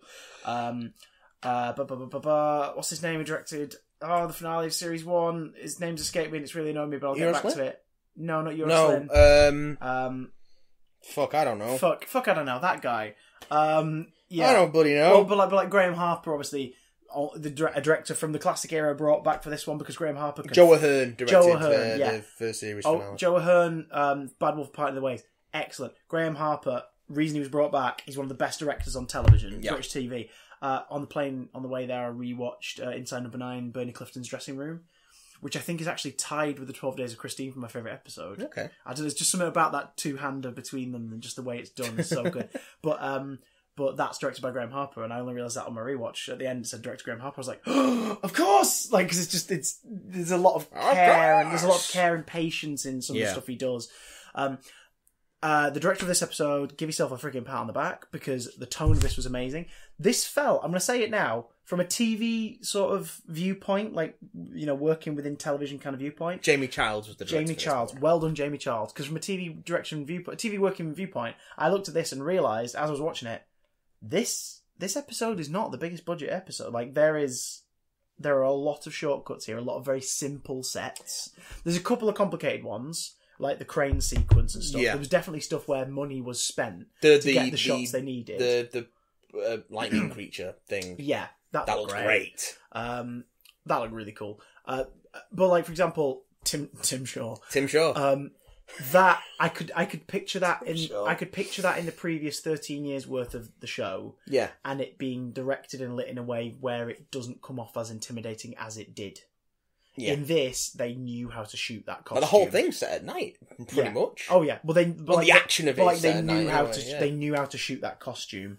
The sound effects helped a lot. It sounded bulky and powerful. Yeah. Like just the movement of the hand, you could hear the servos in like that the gauntlet moving and stuff like that. It was like, wow, that's an intimidating villain right there. Yeah. So intimidating, he kills off an innocent grandfather who is deliberately set up in a 2 days away from retirement style way. Yep. In a way that made me laugh because it was so darkly funny. It's got that bloodthirstiness that classic Who has in Yes, spades. yeah. Where it's like, oh, this nice innocent side character that you've just met, they're dead. Yeah. And so's their entire family. The shot at the church when we get to daylight at the end looked gorgeous. Oh, that whole scene. The charity shop, the way that the curtain shot is framed is so good. Really good. This looked amazing. The final shot of the episode was really twisted. That was a cracker. And it was great. And oh my god, we're back to the 60s classic series thing of the end. I hope they carry this on. The end of each episode is the tag for the next one. Yeah. And we don't get a next time trailer. I would love that. I actually really like the coming soon where it just showed all the guest stars. A friend of the show, Guy, pointed out on Twitter that may not be necessarily gripping for the kids, but it definitely would be for the adults. Yeah. Because it was just, here's all the guest stars coming up. But so also, adults would go, oh god, I love him in that drama, or I loved her in that soap, and they want to like tune in. But also, it gave nothing away. Yeah, it gives you a little taste of the visual flavour of every story. Yeah, but gives nothing away. Absolutely. And then I watched online afterwards. I watched the trailer for the next episode, and again, it doesn't give give anything away. Which is amazing because I like Tim Shaw. I can't believe we're calling him that. Like he and his thingy coil is like the what was revealed to be a part of something rather than a species. Like when we saw that, I realised we've not seen a single damn thing of this. Nope. Not a glimpse of this. And because of that, it's much more effective. And I really hope going forward we don't see it plastered everywhere as well. You go look at the trailers for this series. No monsters in any of them. Yeah, they've done this on purpose. I'm so glad they did because he was such a cool surprise. The way he was shot, the way that was shot, the use of the blue lightning and the lighting scheme and like the dark train compartment was really nice. Yeah. Enough on direction because we could wax lyrical about this all day. But great, loved it. The music. Oh yeah. The show feels different because it sounds different. Yeah. No slight on Murray Gold, but it was very obvious over the last 5 years especially that Murray was basically being commissioned to write maybe 6 new pieces of music a series. If that. And a lot of it was being recontextualised and reused from previous years. And the production recordings weren't being updated. Yeah. So some of that music sounded cheap. Yeah. In a way that in terms of how it sounded. Because they were using older recordings that didn't necessarily use full orchestration, used more synths and mixing them with more orchestrated pieces. Yeah. And so it just sounded very context uneven too. Like when Series 8's next time trailers used Matt Smith's theme. Yeah. Like it was like, why are we hearing I Am the Doctor? Like, the hell? This feels weird. So it was already going to sound new, but Christ, the composer's done a good job. It sounds... There's a lot more of an electronica vibe in the soundtrack. Yeah. Right down to essentially the sample of the opening titles we get as the end titles. Yeah. Because that's the only time in the episode you hear the theme. There's no title sequence. Like, you hear the theme briefly when the Doctor first arrives. Yeah. But yeah, over the end credits you can sort of see out of focus, and I wonder if that's been done on purpose, the vortexy design we're going to be seeing from now on. It looks sort of like paint rippling. It looks really cool. But you hear it, it's bass heavy instead, isn't it? It's like it's focusing more on the that sort of metallic percussion as well, which is really cool. Which is different, and definitely having rewatched the Hartnell era recently, it's got that kind of that vibe is there. I'm waiting to see the titles properly, but I'd like a little bit more on the like maybe just a bit difference in volume. But come see, come sa. I'll probably bloody a little bit later. Doesn't really matter. I like the snippet. But the episode sounds great. The electronica vibe to a lot of the sounds sounded great. The Yep. sort of the more whimsical string stuff that was starting to peek through during like the scene with the Sonic and stuff sounded really cool. Oh, it was awesome. Just, you know what I liked about it? Yeah? I liked about it. No mythology building. No nods for setup. nods for those who know what it means. Yeah, but it was all done in a way where it was like, what's she going on about? They're not setting up. You know, someone in each family watching it's going, I know what she's going. There's on no about. setting up some big grand mystery. Yeah. There's no like this is going to the Ark for the next season. Even the TARDIS, like, none of that who did stuff. this? Why did that happen? None of that. She's just like, I need to find it. Yeah, I need I've to lost the find TARDIS. it. Oh dear. Oh bugger. What it is? Let's get a shift on. There's no extraneous narrative. It's a story about a bunch of characters you get thrown together and the effects that in a very whatever weird cinematic, we're all coincidentally we Yeah. all happen to be involved in this at the same Yeah. time kind of way, which cosmic circumstance, you get over that stuff quickly. It's Yeah. an introductory story. You're And just happy to meet these people. and it's a personal story. Like the they opening don't with the opening Yeah. with Ryan. Freaking beautiful. really good. Like from the moment it opened, the tone was, this is about people. And the way it bookends that Yes. with the bait and switch of and who the fact that they obviously he's talking about. They obviously spent a bit of money to get the licensing to actually use YouTube as well, which is I know because you don't see the title of the site. Oh, you do top corner, Do you? very top, Oh, It's okay. YouTube. Like, but it's not in focus, and the shot does slowly pan into the page. Yeah. ever so slightly. But because I remember spotting that, I think it's on the second one. I was like, Yeah. oh wow. But that's great because that does bring that, because that's the thing, realism. This is the first time probably since Series 4 where I have believed this is set in a place where we're going to meet people and see their lives. Yeah. Because the Moffat companions don't really get that. And the first one, because that's part of the mystery, and the fairy tale vibe of Series 5. But then after that, it really is just a case of, real life's that thing we'll occasionally reference. Well, I was talking... Whereas, like, the reboot of the show when it first came back was very much about Rose Tyler, and here's the world she comes from. Yeah, and we're going to pop back to that from time to time. I was thinking the same thing about Yeah. About that when after watching this was like what worked about all the Russell T Davies companions is they were fleshed out as characters in that first adventure or very early on. Yeah, in episode 1 you know who they are and where they're from. And by the end of episode 2, you're like, I get who this person is completely. And that was a slower process with Amy and Rory, but it was there. Yeah, it sort of was purposely distant a bit in Series 5 because the point of Series 5 was meant to be that fairy tale, like, oh, this is weird, what's happening? We're being whisked off on an adventure. And but they still felt like people. Yeah. Especially in that first episode, there's enough of their lives. Oh, the stuff in Ledworth. And in Amy's Choice, in the fake Ledworth, you still learn about who they are and what they think of each other and their relationship and family and stuff like that. Whereas Clara got none of that. Because of the way she was and her introduced. living thing, like, she's looking after these kids who we see in The Bells of St. John and then Nightmare in Silver, and then they're never referenced again. Nope. Who was that family? Who was the bloke she was, like, babysitting for us? And she was, like, living in the house as the nanny. Like, what was that about? Like, are we ever going to see him again? Nope. Like, she obviously must be really good friends with this man if she, like, lives in the house and looks after the kids. But they couldn't decide what they were doing with her. Oh, she's a teacher now. Oh, right, so we're going to meet her dad kind of and her stepmom. Does she have any animosity with her stepmom? Because we learnt in Rings of Acca 10 that she, like, really misses her mother, like, to the point where she keeps that leaf. Yeah. Like, she really misses her mum. What's her relationship with the stepmom? Oh, we don't really see. She gets on with her gran, but we get to know her gran. No, we'll have 2 scenes where she's talking to her in 2 different episodes randomly. Yeah. Christ's sake, it's so good to know that this one is very much based in, and I get the wording. In the marketing, it's felt really weird and forced, but I get it. They're not calling these characters companions in anything. They're referring to them as the Doctor's friends or the Doctor's best friends. And I get it, because they do feel like obviously in this one, not fully developed, to the point where at the end she's like, I'm going to miss you lot almost. And you sort of get the sense of, she's like, oh, this has been fun, but I've really got to go now. Sorry, I have to leave. But you get the sense this lot are going to get on really well as the stories go on. Just before we go into emails, can we talk a little bit about Bradley Walsh? Yeah, absolutely. And how he was fucking brilliant in this. Great. He was great. And again, like, I really liked his contribution to Doctor Who before, because he was Bob and the Pied Piper and whatnot in Sarah Jane Adventures Day of the Clown.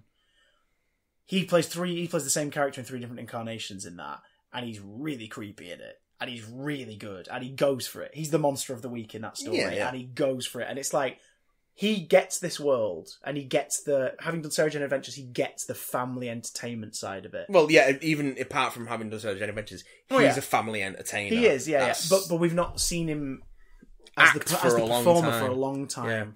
Yeah. Did he do a stint in Corrie for a bit? Did a stint in Corrie, he did. Because I think that's where I first encountered him, like, in terms of seeing him regular and getting to know who he was. He did Law and Order UK.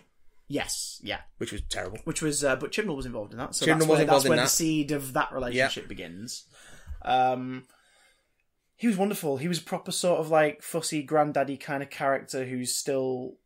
They're not playing it. He's not like Wilf Granddad. He's the younger granddad kind of vibe. I mean, right down to the fact that he calls Grace babe at one point in a way that doesn't feel weird. It's like, I believe that those two basically feel like teenagers when they're with each other. And he wants that's to really be sweet. But then when she gives him a kiss on the train, he's like, get off it. It's always like, he really wants to be Ryan's granddad, but he isn't. But he's also like annoyed with him. And I like the way they play that. Like, there's one bit where Graham is kind of nasty, and you realise that it's in the heat of the moment, but it's also because he's stressed and frustrated. The fact that those two characters are going to get thrown together, without the intermediary of his grand. So Yaz is a constable who really wants to do more than just be given the odd job. Yep. So she's already, because that's another thing that's great about the companions of the modern era. There's that thirst for adventure. Yeah, she wants to do more. Yeah. So you look at her and you go, you're going to fit right in.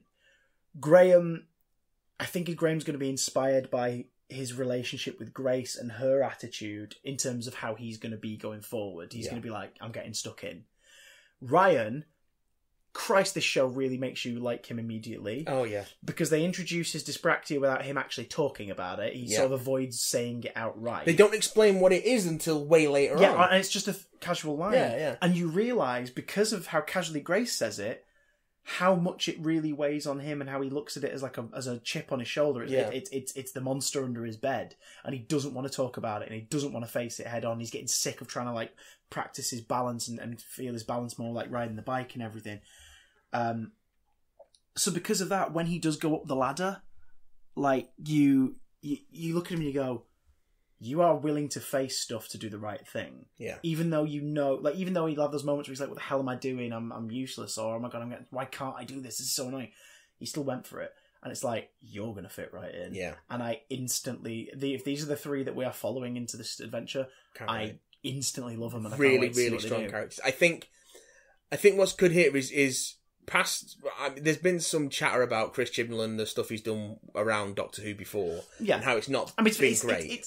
Again, opinion subjective, but it's very hit and miss. I think what he's done here, which is really good, and I'll be interested to see, because he's not writing all the episodes, is it? No, he's done the showrunner thing of writing the majority, but usually Russell or Moffat write like half of the season. I think Chris is writing just under half. I think he's written like 5 of them. Because I feel like what he's done is he's done a very clever thing, and instead of doing what he's done for the show previously, where he's done a sci-fi story, put these characters in it, is he's made a character drama and put a sci-fi theme spin on it into the story for them to deal with. It's a strong start for them. It is a strong start. I think there's one character we've not talked about yet. I think it's going to come up in the emails. So let's get into the emails, because there's one very big character we have yet to even speak about.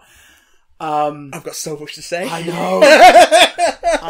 I know. Right, let's dive into the emails. Let's do this. We've got a couple of non-Doctor Who ones. Full-blown spoilers for Doctor Who going forward, guys. Yeah. If you want to know what our opinion on Jodie is, let's do it in the Big Damn Cast traditional way for those who want to know before spoilers. What do we think of Jodie Whittaker in The One Who Fell to Earth in a single noise? Matthew? Me? I just spent so much of my time laughing and smiling at things she was doing / saying. It was the facial expressions for me. She's so it's like she's making the Sonic, and she has the blowtorch, and she just has his face is like, ugh. And then the next shot, she's rigged up a bigger one, and you're like, okay, like it's just Sheffield Steel. Sheffield Steel. So we've got a couple of sort of non-related. It's on the tip of a what's that? Tongue. Good lad. A couple of non-related ones. First, 2 from good old Dan Rawlins. Not his evil twin, the bad old Dan Actually, Roberts. no, Dan, I'm going to save these for next time when we've got more time. Ooh, okay. Because there's some stuff in here I want to get into. So we'll come back to you, Dan. Don't worry, we'll come back to you next time. We're just going to do the Doctor Who stuff first. The baby bombs. Digga. First one from Mitchell Radford. This is a nice quick one. Hey, Mitchell.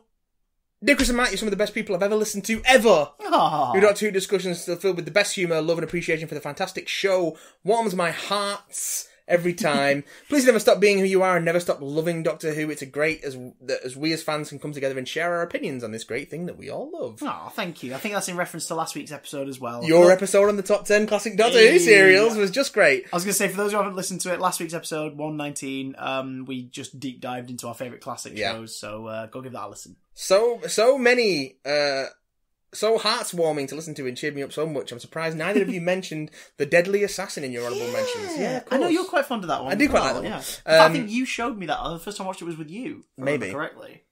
I hadn't seen it before. We either watched it together or you lent it to me when we were both still living up here. Possibly. Before we moved down south. It would have been on VHS. Might have been. Yeah, no, it might have been, actually. Because the DVD didn't come out until after I moved down to London because I don't have it. I love that one. Did you watch it at mine? Possibly. I have memories of you and I sitting there watching that We story. did a lot of watching weird shit at yours when you first moved down. I just want to say thank you for making all my time listening to your podcasts a merry one, and I can't wait for the next one. Lots of love from Mitchell. Goodbye, my dears. Cheerio. Oh, I love you, Mitchell. Bless you. Not directly Doctor Who related, but I just wanted an ego massage. Now we're into the series. Ego's the nickname for it. Sorry, wait, what? What? Series... Now we're into Series 11 stuff. This one comes in from George.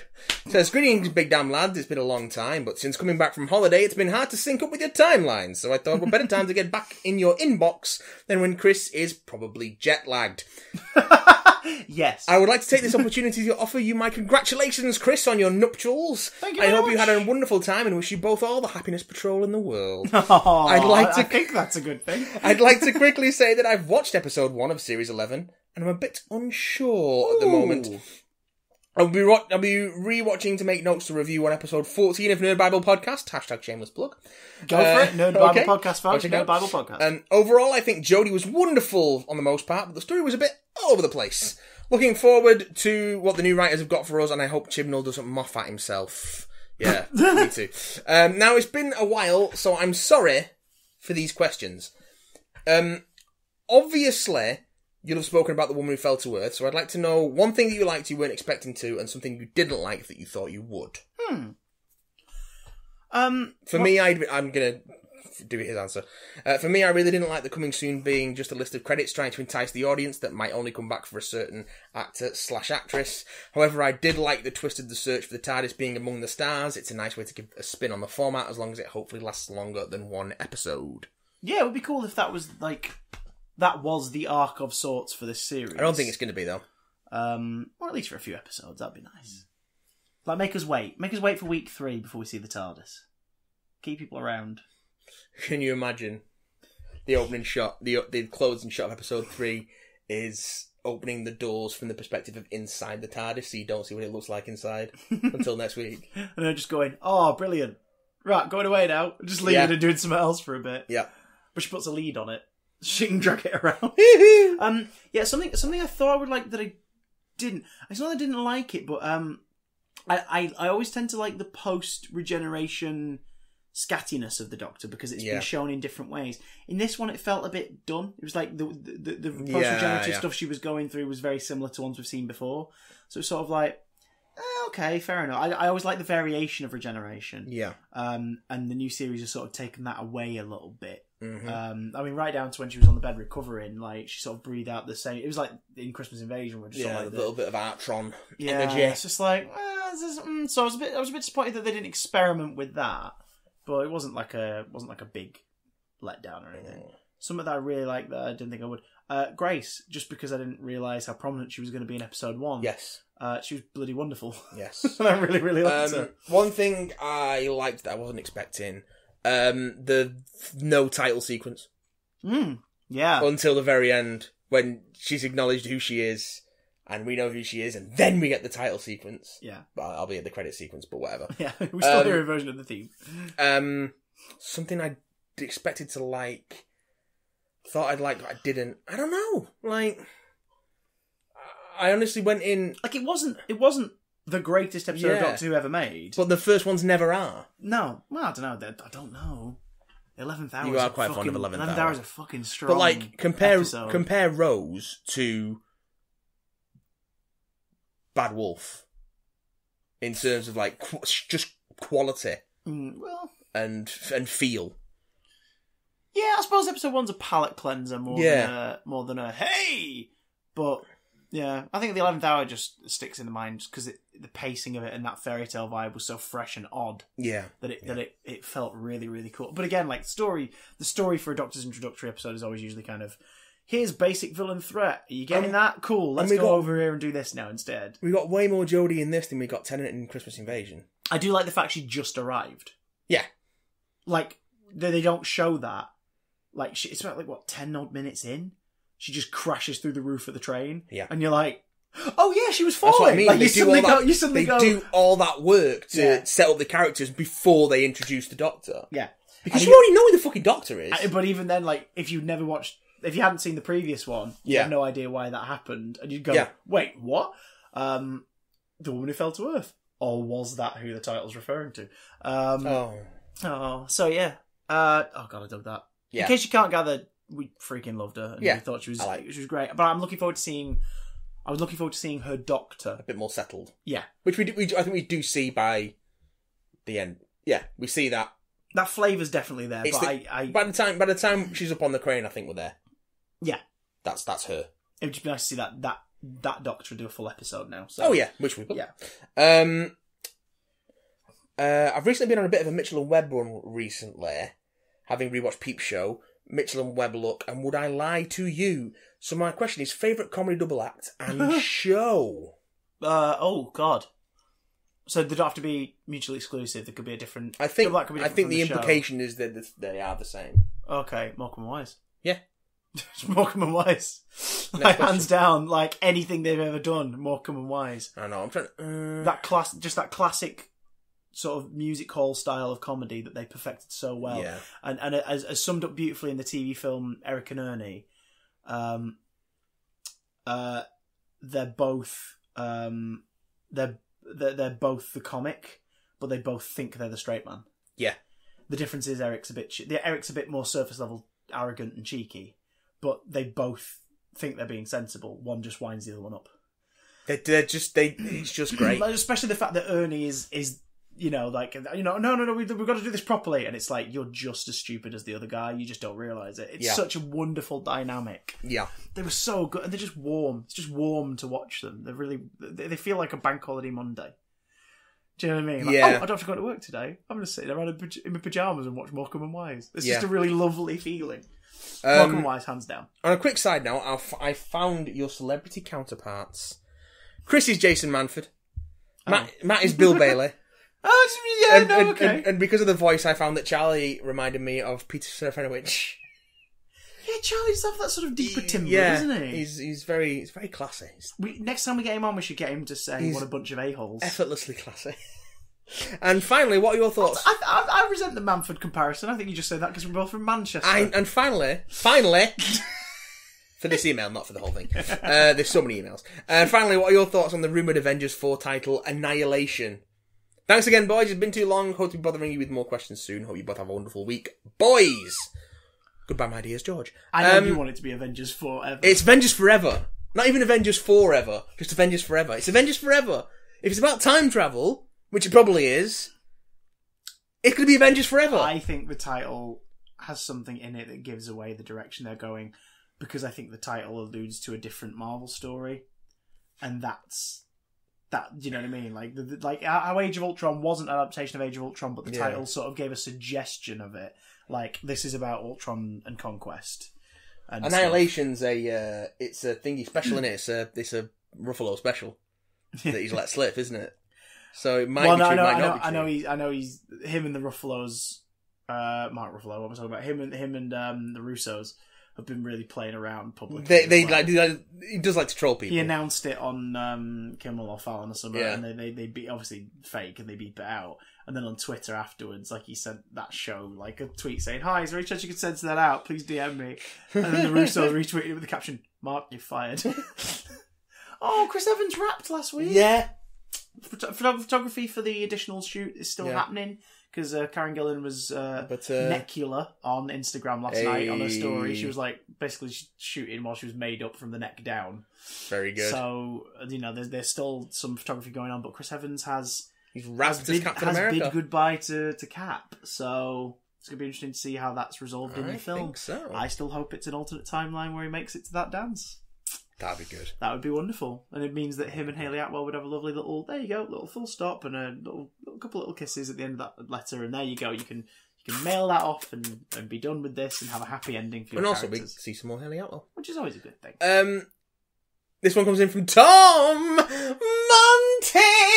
A man of many Monties. Dear Chris and Matt. He knows our names. Doctor Who was quite something. I enjoyed it. The lack of Moffat was very visible. Yeah. I don't know why I'm doing this announcer voice. I'm not sure. Is that the new Tom Monty? Yeah, I guess so. I like the characters... Tom Monty in the 22nd century. I like the characters... I don't know why that was the reboot I decided to focus on. I like the characters more than I was expecting to, and I was expecting to like... No, not doing the Bilbo thing. I like the characters more than I was expecting to, and Graham is a standout for me. Mm-hmm. I think that's because he got...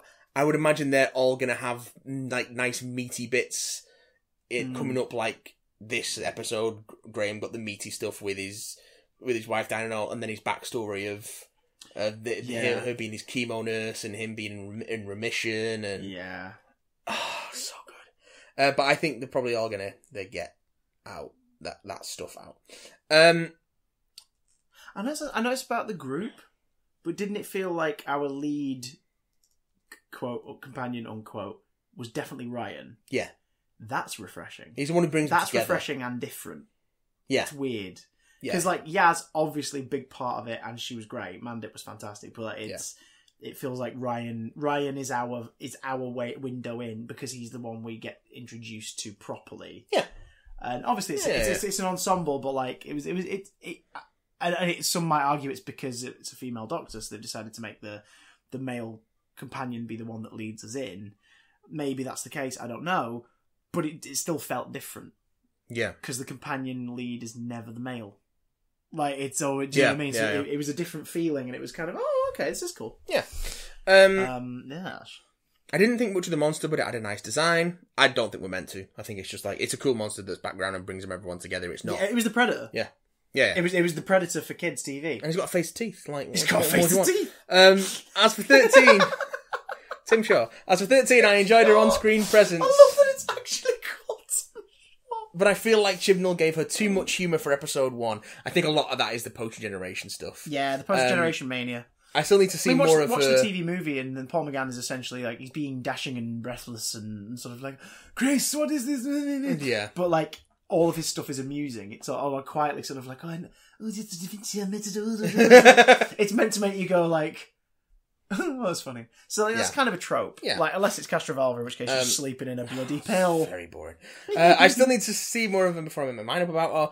I would like to see if Whittaker is capable of bringing out the fury of the Time Lord. I don't know, I think the whole righteous fury thing that Tennant and Matt Smith did can probably go away for a bit now. I hope so. It had too much of him building his own myth, which I think just got a bit tired of. So, but I liked when she was the what's his name, Gav, is it, kicks Tim Shaw off the crane, and she's like, "You had no right to do that," and then that's it. She doesn't give him a big fucking lecture. Yeah, he just calls him out on it. To be fair, it was a pretty freaking cool shot. It was a very cool shot. I think we were all Carl in that moment. We all would have been like, he's going to teleport somewhere, I'm going to kick him. Carl was a great little addition as well. He was a great little one-off character. I am valued. I think all that stuff was wonderful. So good. Somebody out there wants me. That little chuffed look after he says that and picks up his mug and just like, I really hope nothing bad happens to this guy. He seems like a lovable dork.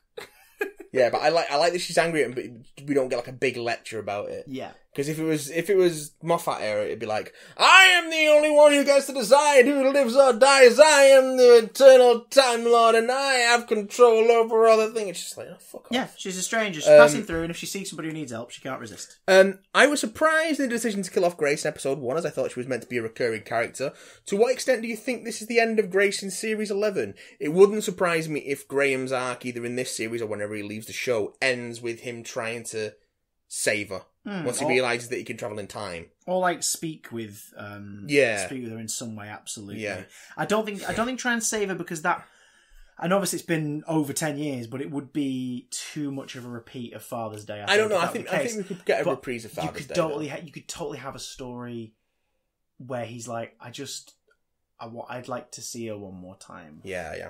And not a preventing her death thing, but a story where he goes back, and it is about that care of, you really can't go much further than just seeing it. You can't you've got to be so fucking careful.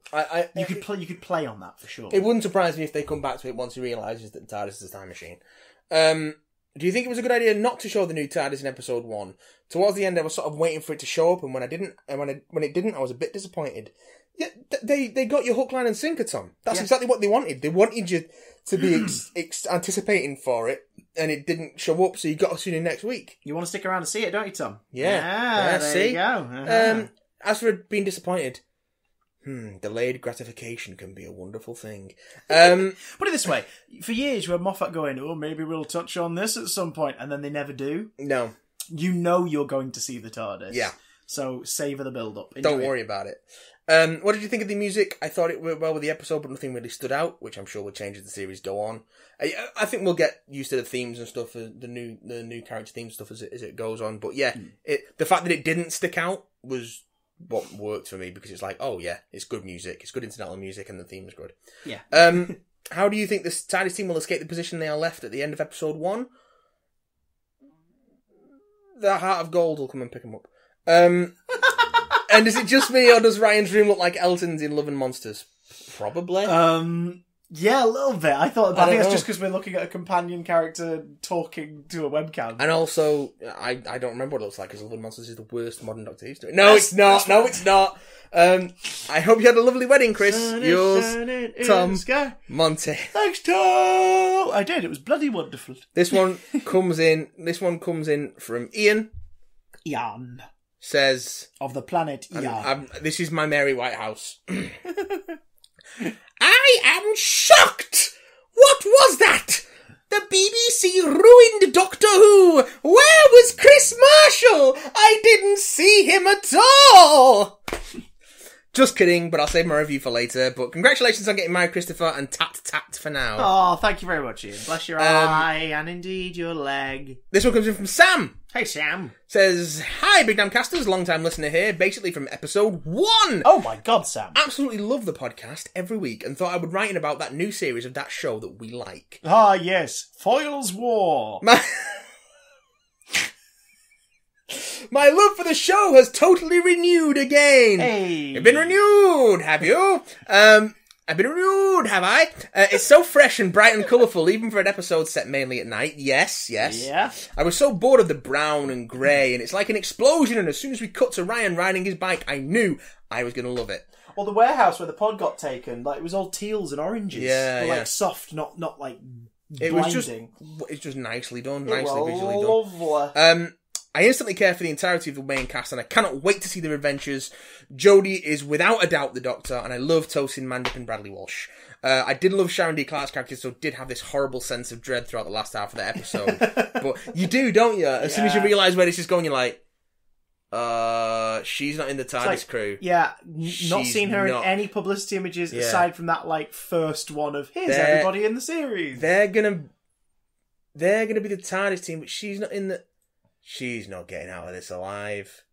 And it was just a case of waiting for it to happen. The moment she went to use the electricity on the coil, I was like, oh God, please be that she just sort of is like, oh, I can't do this. All right, well, don't worry, you'll stay behind. Please be that. Oh, no, it's not that. No. Because look at that character. She wouldn't stay behied. No, she would wouldn't. she? Oh God, she'd get stuck in. She'd be all about it. Absolutely. She does. She saves her grandson. Yeah. Oh God. It was great. Great, it's really good. But the biggest standout factor of The Woman Who Fell to Earth for me, was Chibnall's focus on people, and showing us the whole world that surrounds the main cast. Every single side character had a line or two just to flesh out who they were, what they cared for, whether it was the granddad speaking to his granddaughter or Carl motivating himself with self-help CDs. It's something I've missed in the show, is being able to care for every single person. Long may it continue. Yes! Agreed, yeah. Not enough people in Doctor Who recently. Lots of themes, lots of characters, lots of ideas. People stating who they are instead of us learning about it. Like the Doctor repeatedly stating We're the over fat, and over thin, again gay who he Anglican is. couple. Like, who else are we going to be called? And you're just Yeah. like, alright. Yeah, I'm Elizabeth Woman from the Dawn of Time, and this is my wife. Okay, right. I'm a Time Lord. I'm the last of the Time Lords. I'm a renegade. I'm the hybrid. Fuck off. That theme tune is stellar. Absolutely beautiful and unearthly once more. The child inside me does hope that now in the next time trailers they go back to having the theme tune playing over them, especially with that arrangement. Roll on next Sunday. It wouldn't surprise me if we don't get any more next time trailers. Yeah. I'm fine with that. Yeah. Especially if the end of each episode is a cliffhanger it's a dovetail, for the next yeah. one. Yeah. Cliffhangers are good. And I think they should make it optional. I think they should do what they did this week. Without the coming soon trailer, obviously. I think they should do what they did this week, where after the broadcast, apparently, you could vouch for this, I didn't see it go out live, there was the little trailer for episode 2. Yeah. They should do that. That's what I think they'll move towards. Because then if you don't want to see anything for next week and you want to just be completely cold for the cliffhanger, while the credits are rolling, you can turn off. Also, then they just release that on YouTube. Yeah. So, and the trailer, rather than having to, have a different cut of it. Just do the trailer on YouTube. Don't do it on TV at all. That's how you... there you go. You want to grow your online presence, BBC. Here's what you do for Doctor Who. You don't put any next time trailers on the episodes, but you put a next time trailer on the YouTube channel straight after. Genius. So people watch the episode, and then go watch it. Genius. His SEO I guarantee guarantee you, folks like Crystal working at BBC Studios are making suggestions like that and are hearing back like, well, maybe we'll think about it from the people who can actually let them make the decision. Sounds like I BBC. Guarantee. This one comes in from Jean-Luc Harry. Hello, Jean-Luc Harry. Hi, Chris and Matt. It's been a while since my last email, but hey, I'm still alive. I wasn't worried, but it's good to know. I thought The Woman Who Fell to Earth was pretty good, and it's definitely up there for me as far as openers go. Straight from the get-go, this feels like you're watching a brand new show. Everything from the overall appearance, direction, and not to mention Sagan's amazing score. I particularly liked how this episode focused more on the characters and building on their relationships as opposed to purely focusing on the new Doctor. Speaking of the new Doctor, Jodie was bloody brilliant! Not only does she feel new and exciting, but I feel she brings something to the role that we haven't quite seen before, yet still containing that quirky Smith-Tennant side to her character. Mm-hmm. Tim Shaw was okay as a villain, but I feel a little undeveloped. Again, he's not there to be the focus of the episode. Yeah, so it's like the first Marvel film in a superhero series. The villain is there to give the hero a threat to showcase who they are. Yeah, he's an obstacle. It's about the characters. Yeah. I quite liked his design. I thought it was cool. Yeah, he has a face and teeth. As for the companions, I really liked Ryan, and the whole thing about him trying to overcome his dyspraxia. Also, his relationship with Graham was interesting. I feel the series will probably focus on him and Graham becoming closer as a family. Yes, I like it. I also like the fact that him and Yaz just sort of know each other because they knew each other as kids. Yeah. So we're going to see a friendship develop. I hope there's no relationship. Me too. I hope there's no romance. Me too. Just a bunch of people being mates. You want to mate? The TARDIS family. I want a mate! You're mate with me, sunshine. Graham to me just felt like a normal old guy. In fact, I saw a lot of my granddad in him. Yeah. He was just very genuine. Yeah. As for Grace, I really liked her and was genuinely upset when she died. Damn you, Chibnall! However, that being said, it's nice to see death in Doctor Who again, of course. Yes, episode 1! Because no one died in episode 1. Episode 1, how many people died in this one? Bloke in the warehouse. That was grisly. Yeah, that was He gnarly. freezes their face, then cracks open their jaw to take out the fact that you don't see it, obviously, but you hear it, like, oh, no, no. That was necessary. So, him, Kebab Man. Is that the first flat-out drunk character? That was great, just throwing the salad at him. Have my salad, Halloween. Because it was so like, yes, that is a pisshead coming back with the kebab on a night out. That is exactly what they're like. I love the fact. Did you see the Twitter moment all about this? I love the fact that the majority of the accents in this were Sheffield accents. Yeah. And America, the reaction in America was like, we love this, but a bunch of us have had to turn on the subtitles. Because we're used to bits of like Sheffield accent and things like Game of Thrones, but when everybody's talking like this, we're really struggling. And I was like, that's hilarious. Awesome. But I like the fact that Bradley Walsh retained his sort of London, like Hackney style kind of accent. Because he's clearly someone who's not... He is the outsider of that community. Yeah. Oh my god, I love the little details, like our train's leaving in 20 minutes, and you're like, wait, they take the train, like, possibly every day to visit Ryan. Probably, yeah. That's fucking adorable. Like, you realise how much they care about him, and no matter how frustrated Graham gets at him at one point in the episode, Graham gives a shit about Ryan. And he wants to be his granddad. Yeah, like, it's... Oh god, so much is put in there. I really like this TARDIS crew. TARDIS crew. Hi, Jetlag, how you doing? I feel we didn't see enough of the ass for me to make a fair judgment on her, but from what we did get, she was alright. Yeah, I think we'll see more. This was like I said, this was a Ryan episode. Yeah. That gave Graham a lot to deal with. But yeah, I think we'll get to learn more about Yaz as time goes on. Yeah. There's too much I want to talk about. Her Sonic costume, the theme, that cliffhanger. But I won't keep from you... spoons. Sheffield Steel. Oh my god, I love it. Overall, Doctor Who feels fun and exciting again. Although it's just the first episode, I have high hopes going forward. I've not felt this positive about the show in years. Another moment where I was like, "Oh, yes, she's the Doctor." It's when she uses the Sonic for the first time and it just sparks. And she goes, like, "Oh, probably fine." Probably fine. This one comes in from Miles. He says, "Greetings, big damn lads. Doctor Who was pretty good this Sunday. A solid start to this brand new era that sees Jodie's Doctor at the helm. A few issues here and there, but nothing's ever perfect. Obviously, Jodie was the standout here. She was absolutely bristled with energy and enthusiasm. You could tell she was giving it 100% and loving every moment. Particularly loved the bit when she asked to have the police sirens and lights on. Yeah, my god." Was miffed that they couldn't just turn them on. The rest of the cast did a brilliant job too, most notably Tosin Cole. Ryan is just such an endearing character and feels like a real person. You actually cared about the characters. Bradley Walsh was also blooming excellent too. I even felt a bit teary during his little speech at the end. Yeah, that was all so good. All the funeral stuff and them just having tea. On his front steps, just like, oh man. On top of that, didn't it all look bloody gorgeous? It did. Jamie Childs has done a brilliant job shepherding this new look. It looked stunning, like a movie. And my goodness me, Sagan Akinola's score was just beautiful, as was his new edition of the theme tune, which I can't stop listening to! Just press it's the two lines next to each other. It looks like a Roman numeral 2. That means pause. That's just pause. Press that. Yeah, if you hit that, you'll be able to stop listening to it. Yeah. Like, albeit briefly. If you hit the little arrow thing, you might get it again. But give yourself a reprieve. Just go to the bathroom. Yeah. The only real problem I had was the dialogue. Chibnall's writing just felt a bit fan film to me, if that makes sense. A lot of very basic stuff that didn't feel totally real, unlike stuff in the Davis era did. The pacing was a bit off at times too. Grace's death kind of came out of nowhere, and Yaz didn't really grab me in this one. Although I have no doubt her character will be explored in more depth in the weeks to come. I get what you mean about the fan film, but I think that's a product of the Regeneration episode. Yeah. The Regeneration episode always feels like there's some sort of cut and paste kind of like they've had this in their head for a while dialogue. I don't think it was bad, but I know what you mean. Like it's sort of there.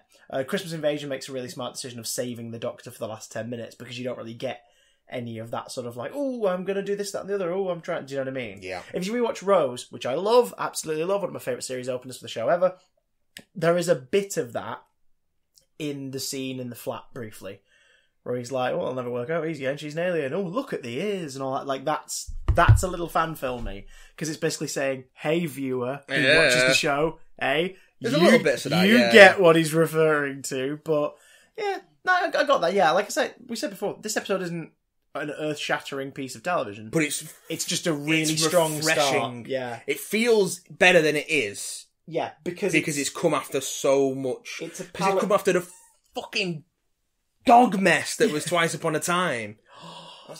Once the episode finished on iPlayer, immediately it suggested to me Series 10, because Series 10 is complete on there underneath, which I've not rewatched since broadcast. I've not bought the DVD. I'm going to pick up the DVD when it goes, like the DVD box set when it goes down to like 15 quid. I'll pick it up probably. Yeah. Because I did like Series 10. It mostly a step in the right direction. I like the front end of Series 10, and I like the last part of Series 10. I am, however, unfortunately going to have, because Series 10 includes Husbands and Return of, at least, but it doesn't contain Twice Upon a Time. So that is one that I'm going to have to buy separate. No, you don't. No, I will as a completionist. But again, I'll just pick up the DVD when it's like £3 on Amazon. Yeah, I suppose. But in the meantime, I could rewatch it. But I looked at that thumbnail after having watched what I just watched, and I was like, this feels like a completely different thing. It does. In a good way. It does. Oh, my goodness. Goodness me, Susan. Other than that, a solid start with a fantastic cliffhanger at the end to leave us wanting more. Jodie is undoubtedly the Doctor, and I can't wait to see where this new era takes us next. And before I go, I'd just like to say a big thank you to the two of you for this podcast. I've recently started uni, so things have been feeling very different, strange and new for me. Like regeneration. Making new friends, learning new things while being away from home and all the people I've known throughout the years. But amongst all that, this podcast of yours has provided me comfort and a sense of normality to help me through it all. So again, thank you for all the laughs. Apologies for the long email, not necessary. Stoke me a kipper, I'll be back for breakfast. Oh, Miles. Thank you, Miles. I'm glad that I'm glad you're enjoying it. Provided a bit of balance. Perfectly balanced as all things we try and spread a little bit of positivity on this show. Oh, that's made me feel all warm in the cockles. That's one of the reasons why we've not done the Big Damn Hate, or whatever it's going to be called yet. Yeah, because we'll get around to one. The internet needs more positivity. We'll get around to one at some point. Yeah, but we're going to stay positive for now, mostly. Yeah. More Big Damn Love's on the way. If you haven't seen it yet already, there's the freaking amazing Predator God knows episode. when. Go watch the Predator episode. I've got one I need to release, then I just don't know when to release it. Anyway, I've watched it. It's fucking great. But yeah, so yeah, go, yeah, Big Damn Love and stuff. And happy to help Miles. It is a tough time doing that sort of stuff. So I'm happy that we've been that weird little ray of nonsense, which makes me even more delighted that we have the weekly like unbroken thing as well. We are going to be here because you're the reason that's a thing. Thank you. I make this happen. I made it happen. You watched it happen. You made it happen. No, it's a two-man job. This one comes in from James. Dirty bastard. Not James. That's what they say about me. Greetings, Big Damn Cast and James. Listeners. Ooh. Yes, also, you at home. Meta. I have been listening to the show for the past year now and have finally caught up to the present episode, so I thought I would send in an email. Doctor Who on Sunday night was pretty damn good. Jodie Whittaker managed to breathe new life into the show for the first scene on the train. Sega Nakanola's score created a great atmosphere throughout the episode, and I particularly liked the use of the theme tune as a motif when the Doctor appeared, although I just hope it doesn't become the new I Am the Doctor. Yeah. I think the I agree. riff is quite... You can always stick that in. It's the easy to stick in. I think it was definitely just used here to be like, hey, people have been waiting for the Doctor to show up. This is your title sequence. Yeah. This little blast of music as she arrives. Now, there's your title sequence, you purists. Carry on. I wonder if everything prior to this 10 minutes has been the cold open. Here's the start of the episode. Yeah. That was not... I agree with you. I love the fact there was no opening sequence in this one. What if there is no opening sequence? Oh, no, there will be. I'll tell you for a fact. Because A... you know that the new showrunner, that new team are like, what's our version of the opening titles? Yeah. They're going to want to do it. And B, I believe they screened a bit of it at the premiere in Sheffield. Oh! Like a snippet. I love the fact that they did that. I love the fact that the premiere screening was in Sheffield. Yeah. That's fantastic. Sheffield Steel. The cinematography was beautiful, and I hope the show keeps looking this good. Please keep up the excellent work with the podcast. Not that excellent, because I fluffed that like a...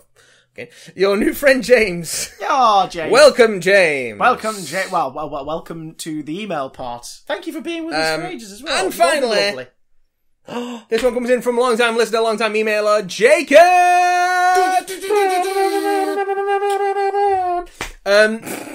Fucking hell. It's been a while. You're jet-lagged. I'm just me. I've got no excuse. I've got to go shopping and plan a party after this. Oh no! Hello, Big Damn Cockers. Well, Doctor Who was ruddy good. First of all, Jodie Whittaker is the Doctor. She is the Doctor. And fits perfectly into the Doctor Who unit dad. She encapsulates what it means to be the Doctor, and I love her already. The characters felt like real people, especially Graham, who I think was my favourite character. Yeah, that's been a common thread. Seems to be unanimous. It was so refreshing and felt new, and it looked absolutely stunning. Tim Shaw was a great villain and genuinely quite scary, with his face of tea. Face of tea! Two big things I loved were the Doctor making her sonic screwdriver out of spoons, and the fact that she got her costume from a charity shop. Yes! Yes, Oh, I love no. the moment it cuts to that So good. to Yaz and Ryan from the front, Yeah. and behind them I was like, they're in a charity shop. Yeah, it's great. Oh my god, that's brilliant! Like she's literally cobbling it together from bits and bobs in a charity shop. That's what you're gonna go with? Which I hope that sounds weird. Which I really hope encourages some younger viewers to just go to a charity shop and buy some stuff. Yeah, that's pretty cool. Like on a purely sort of metatextual level, I hope that makes people go, oh god, I wonder what I'll find at the charity shop. Like the Doctor's got an outfit. Maybe I'll find something like that. I was looking for charity shop clothes the other day, but I'm too fat. All in all, it was marvellous. You just need to wear them on different parts of your body. Oh, okay, if sure. I find a t-shirt that's too small, I wear 2 of them on each thigh. I've still got to fucking find an outfit for your party. And then stitch them together at the I've bottom. not been this enthusiastic about Who in a long time, and it's fantastic! Jacob. Or as he's known on the streets, Jacob! So yes, Dan, don't worry, I'm going to get to your emails next week. I have read them, but I just want to talk about them in a bit more detail. Are they about my inner thigh? No, they're very musically inclined. Dirt? Yeah. But I'll tell you what isn't dirt. You guys. Thanks very much for listening once again. If you enjoyed episode 120 of the Big Damn Cast and you feel you have a friend or two who'd like to listen to this bullshit as well, let them know about us. Big Damn Cast on Twitter, Big Damn Cast on iTunes and SoundCloud. You can catch streams, live gaming on the Big Damn stream at Twitch. You can also see the Big Damn channel on YouTube, where this podcast is every week, including other bits and pieces which you can feast your eyes upon. For Adventures in Backlogging, I'm currently doing the remaster of Arkham Asylum, which I'm going to have to join you for a couple of episodes. Two of them are coming out a week at the moment, so keep an eye on those. Any excuse to replay or watch someone playing that game. It's one of my favourite games. A teaser for the next Big Damn Love that will be coming out in the next week or so. It's also a game which I thoroughly enjoyed and completed just before I went away on holiday, and maybe I'll swing on over to YouTube to talk about it. Bionic Commando. 2. But till then, I've been 18 guinea pigs stitched arse to mouth, and I'm Tim Shaw. And we'll see you next time. Goodbye! Wave, Matt, wave! I'm waving! Wave to the people! I'm waving in this audio format. Blow them kisses! Mwah! Mwah!